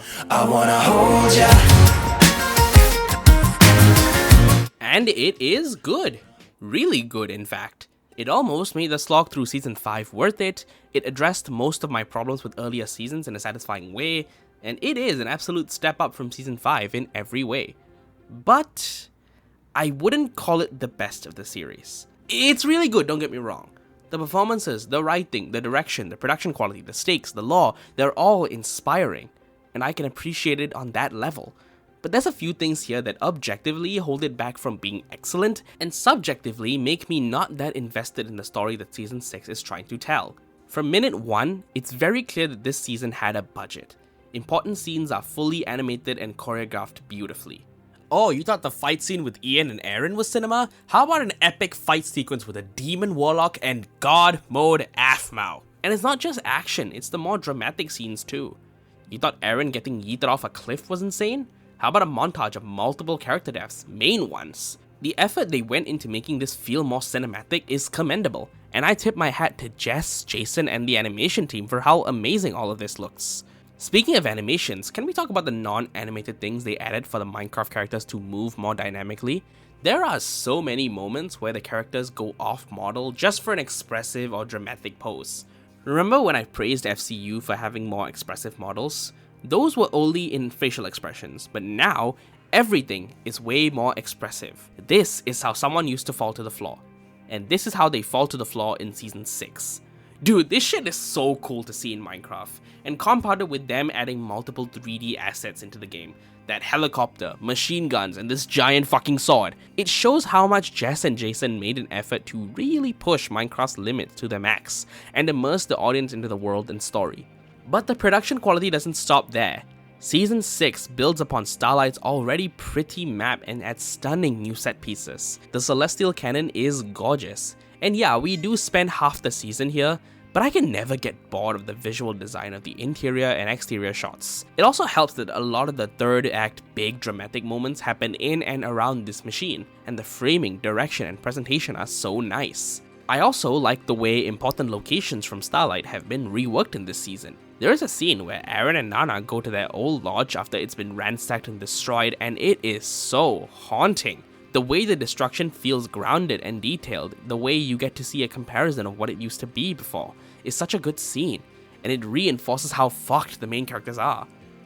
But why are they fucked, you ask? Now we get to the writing. This story really does pay off Starlight in every way possible. Every character introduced there is well used here. Everyone who was on the island that I criticized were useless, Caitlyn, Travis, Lucinda, and Kim, finally have something to do. Dude, Kim is properly useful for the first time in the series so far. I don't like her usage here, but I will get to that in a bit. The way the story builds and builds in the first half towards something super dark and sinister is well done and mostly well paced. You have some scenes that are drawn out a little too long, but considering most of the episodes are about 25 to 35 minutes, that's par for the course. Once you get over that, there is some solid storytelling that's fascinating and so damn compelling. After Zack kinda doxes the Lycans to the whole world, Starlight is shut down by these government agents called the Guardian Forces, which I'll call the GFs. They are led by Captain Toby, who have one goal: capture and kill the Ultima. The Lycans and their friends go into hiding, along with Agent Rowan, a returning character from FCU. The stakes are immediately set, as every werewolf is being hunted down by the public, as nobody knows who the Ultima could be. So, every werewolf is dangerous and will be treated as such. Huh.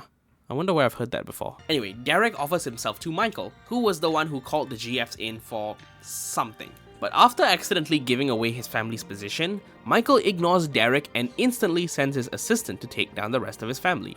And it's revealed to be Ian. And oh my god, Ian is so much better written here.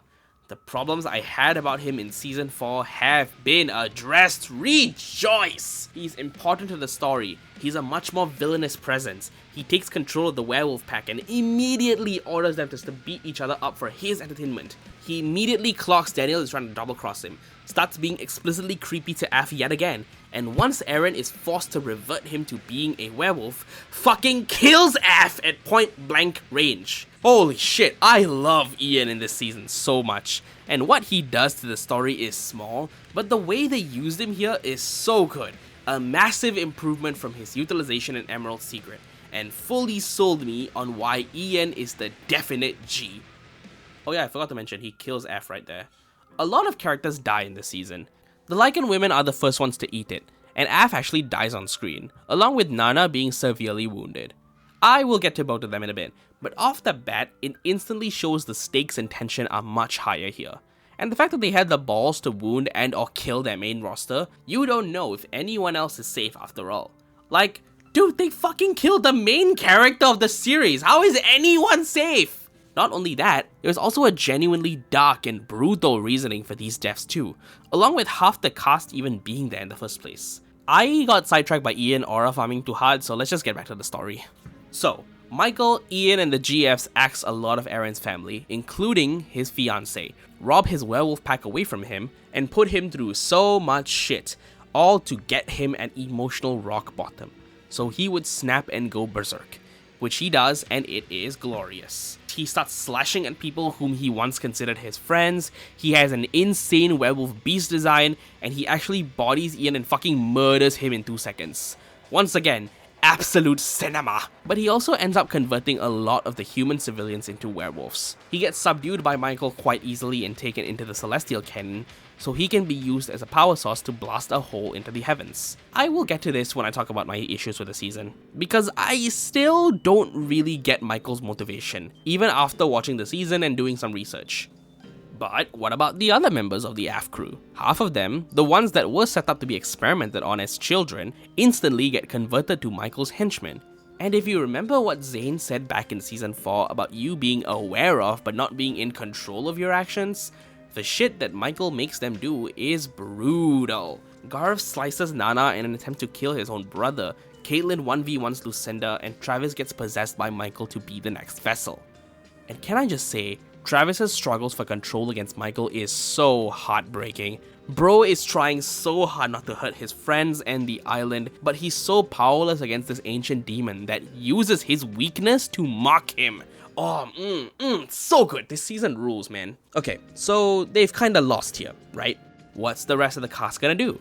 Enter Aph's rebirth, I think. There's a scene where Aph goes into purgatory to meet with, I assume, Irene. She thinks she's lost here, but she chooses to head back to the living for a chance to save the one she loves from a fate worse than death. She gets resurrected and immediately starts to plan a heist with Zane, Nana, Lucinda, Kim, and Travis's father, the previous vessel for Michael, to save Eren and her friends who are under the influence of forever potions. Meanwhile, Eren is saved from being used as a power source by, I think, Aphmau from Minecraft Diaries, and Derek, who sacrifices himself to be used as a weaker, more unstable power source for Michael. But because he lost his fiancée, he is fucking broken in the void, physically and emotionally.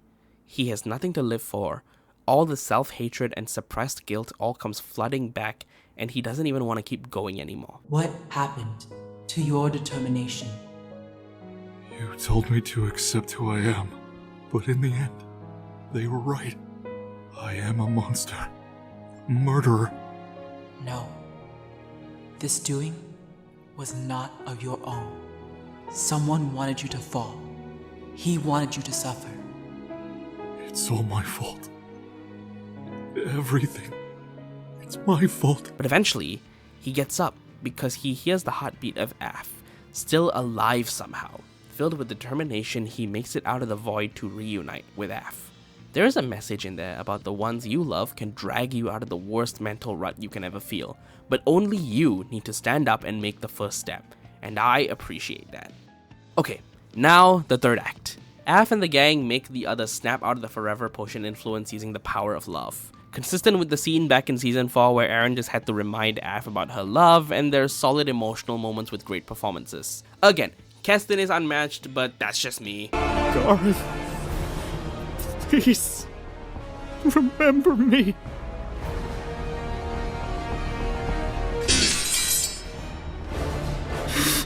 I love you, big brother.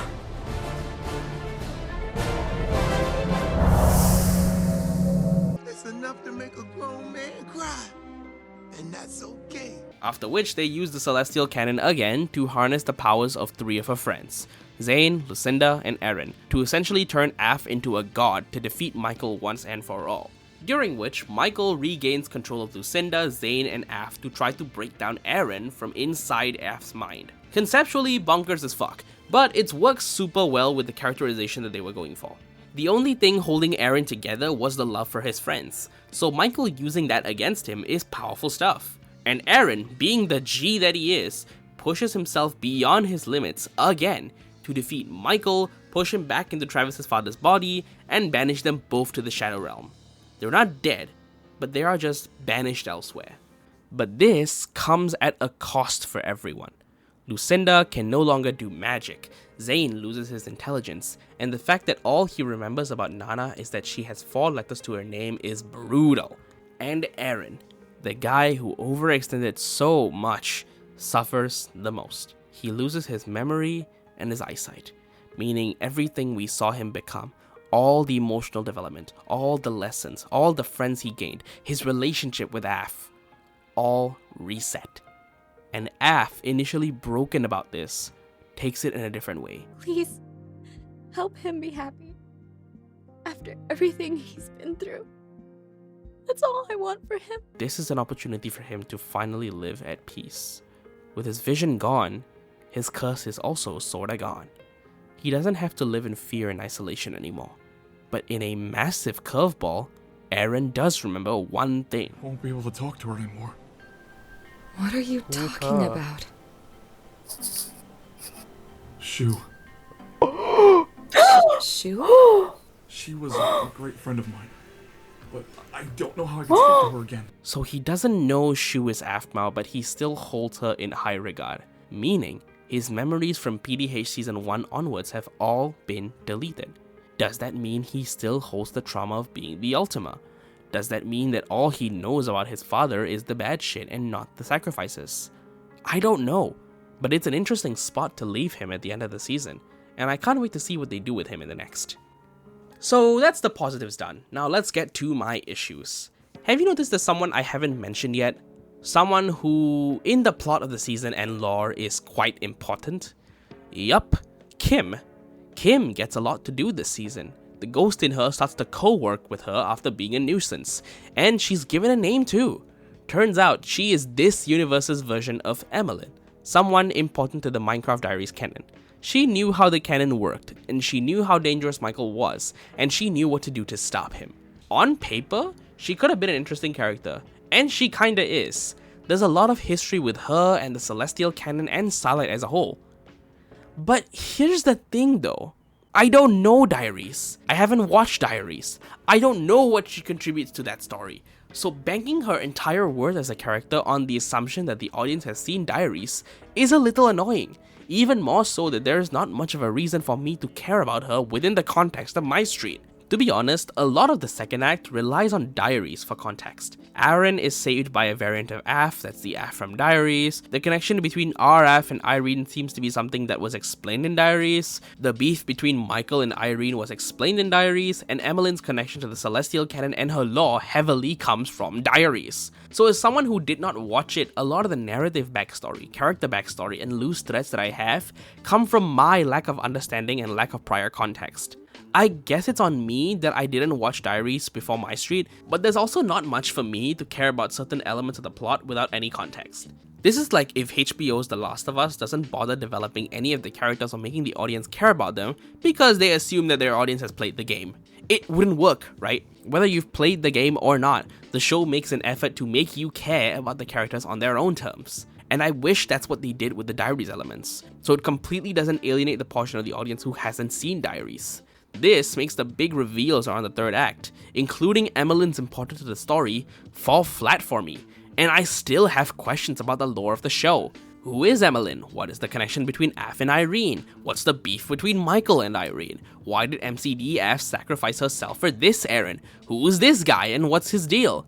Honestly, if you can answer them, please leave them in the comments. That will be very helpful. I'll probably do my research after I finish this video. Another character I feel was misused was Nana herself. She gets some good moments in the first act. The dynamic she shows with Eren after losing his sister is really sweet and something we haven't seen before.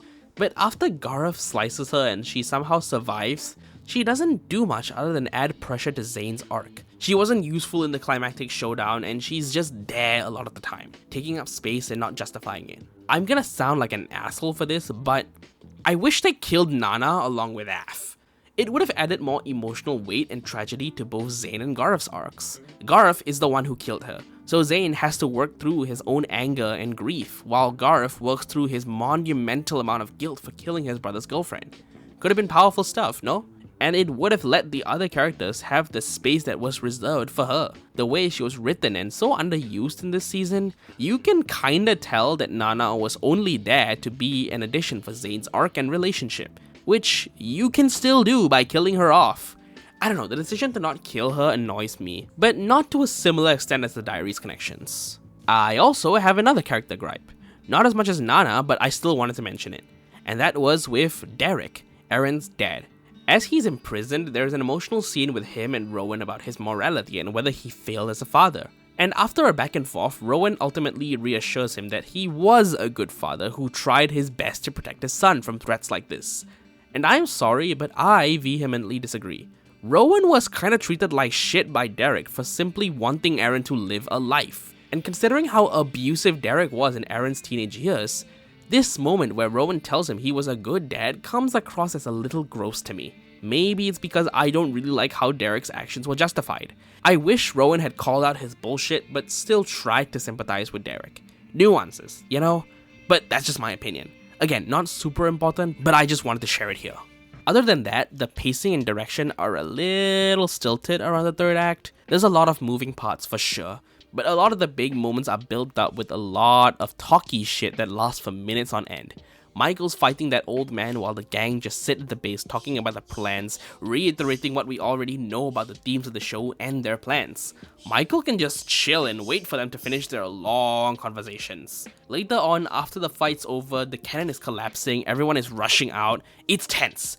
But somehow, the canon just chills and waits as the main cast argue over some of them being left behind. A lot of repeating dialogue, a lot of wasting time. Dude, the canon is falling apart, fucking move! Kinda reminds me of how some Netflix shows are written in a way that characters spoon feed everything to you as though you haven't been paying attention, which is annoying. It isn't what I expected out of the same writers who trusted their audience with mature and deeper themes in the earlier seasons. Aph didn't need to vocalize every aspect of her grief in Aphmau's year. We know with the way she acted. Jenny didn't have to vocalize her idolization of Eren in FCU. We know from subtext and the way she acted. Ian didn't have to announce that he was a bigot. We knew from the shit he said and the way he acted. You see what I mean? It makes me wonder if they originally wrote this season without these scenes, but then later went back to add them in, just in case their plot was too dense to understand. Unfortunately, it affected the pacing and flow, making the ending not land as hard as I know it could have. To conclude, When Angels Fall is a really ambitious and bold season, and a monumental technical and narrative achievement for Jess, Jason, and the crew to undertake. The emotional moments, the themes, the spectacle, the production quality, the performances, and the ending were all on point, only held back by some underutilized characters, poorly explained lore, and some wonky dialogue and pacing around the third act. I still like it though, And if you cared about the presentation and the hype factor this offers, and if you were there around the diaries narrative, I can see why a lot of the people would consider this to be the best of MyStreet. But for me, the writing isn't as strong, the direction isn't as airtight, and the execution doesn't hit as hard as I know they can do. But what they do offer is really good, and I'm comfortable giving it an 8 out of 10. And with that, that's all 6 seasons of MyStreet. There was another mini-series that connected Diaries to MyStreet even more, but I don't really care and I felt it didn't warrant a full segment. It was a cute concept, quite emotional, and a sweet epilogue of sorts to the thematic darkness of Season 6. But other than that, I think I'm all caught up. I have been through the highs and lows, the good shit and PDH Season 2. I think I'm ready for the 7th and final season of MyStreet. That was the plan when I started writing this. That was the plan! So guys, last year, we announced the ending to MyStreet, right? It's meant to be the final season of MyStreet, right? What if I told you there's more than one? Oh. Shit. In late June 2025, when I was halfway through writing the Falcon Claw segment, Jess and Jason announced on VidCon that we were getting 2 seasons of MyStreet. Or more realistically, Season 7 is being split into 2 halves to space out the production efforts. And that's what I'm gonna call it. You can call them Season 7 and 8, but I'm gonna personally refer to them as 2 halves of Season 7. 7A, Faded Memories, comes out soon. At the time of recording, I have no idea if they've announced it yet. And 7B, which is the definitive ending of the series, comes out next year. Write It Out had actually asked Jess and Jason about this last year at VidCon, and this is what they had to say. Back like a year ago when I asked Mrs. Jessica and Mr. Jason a few questions, one of them was how One Last Time was going to be, tone-wise. Was it going to be more like Season 2 and 3, or was it going to be more like Emerald Secret and When Angels Fall? And they said that it would start off more like normal MyStreet Season 1, 2, and 3, but then get more like Season 4. Being split into 2 parts gives it more time to exist and have it build up more and be more natural and just give it time to breathe. And so far, we've had an AMV, a trailer, and a couple posters. Also, I think a couple days before we finished Angels Fall, Jason uploaded his Everything Wrong With video, where he heavily hints at more MCD ties than I anticipated. And considering that was my least favorite of what Season 6 had to offer, I don't really have much to theorize about. What can I say that's new to the fandom? Michael isn't dead, 7A is just gonna be about Aaron jogging his memories, while 7B is gonna be the ending of the Michael Irene arc. Kim becomes gay and dates Caitlyn, I don't fucking know. But what I do know is that my year-long odyssey through one of the coolest, cringiest, most ambitious, and most nostalgic pieces of 2010's Minecraft history has finally come to an end. When Jess made me watch the series for the first time, I didn't really know what to expect. I expected something along the lines of the old Skydust Minecraft roleplays, or the Stampy series. But what I didn't expect was something that started super cringy and dated, evolve over the years into something truly amazing. After finishing Season 6, we immediately sat down to watch Jason ramble about it for 50 minutes. And something he said at the end stuck with me. The roleplay content, MyStreet, MID, all of these series, those are videos you're not going to see anywhere else. It's going to give you an experience you can't see or feel anywhere else. It's our creativity. It's our passion. And he's right. There was something unique about MyStreet and a lot of the series Aph did that was wholly unique to her. And I really respect that about her and her team. Despite me going super hard on some aspects of the series over this video, I really grew to enjoy and respect Jess, Jason, and the crew who made the whole series what it is. And it made me understand why they have the respect and the fandom that they do. Maybe I'll cover My Inner Demons next, since that's also getting another season soon. Or maybe I'll finally give Diaries a shot. I won't fantasy pause me, but I do know this. I'll be joining my girlfriend and the millions waiting patiently for Season 7. For us to be sucked back into the flawed, yet impressively beautiful world of MyStreet. And once the series comes to an end next year, I'll be back to talk about it. One last time. Thanks to everyone who helped with this video. The credits are all in the description. And thank you for watching.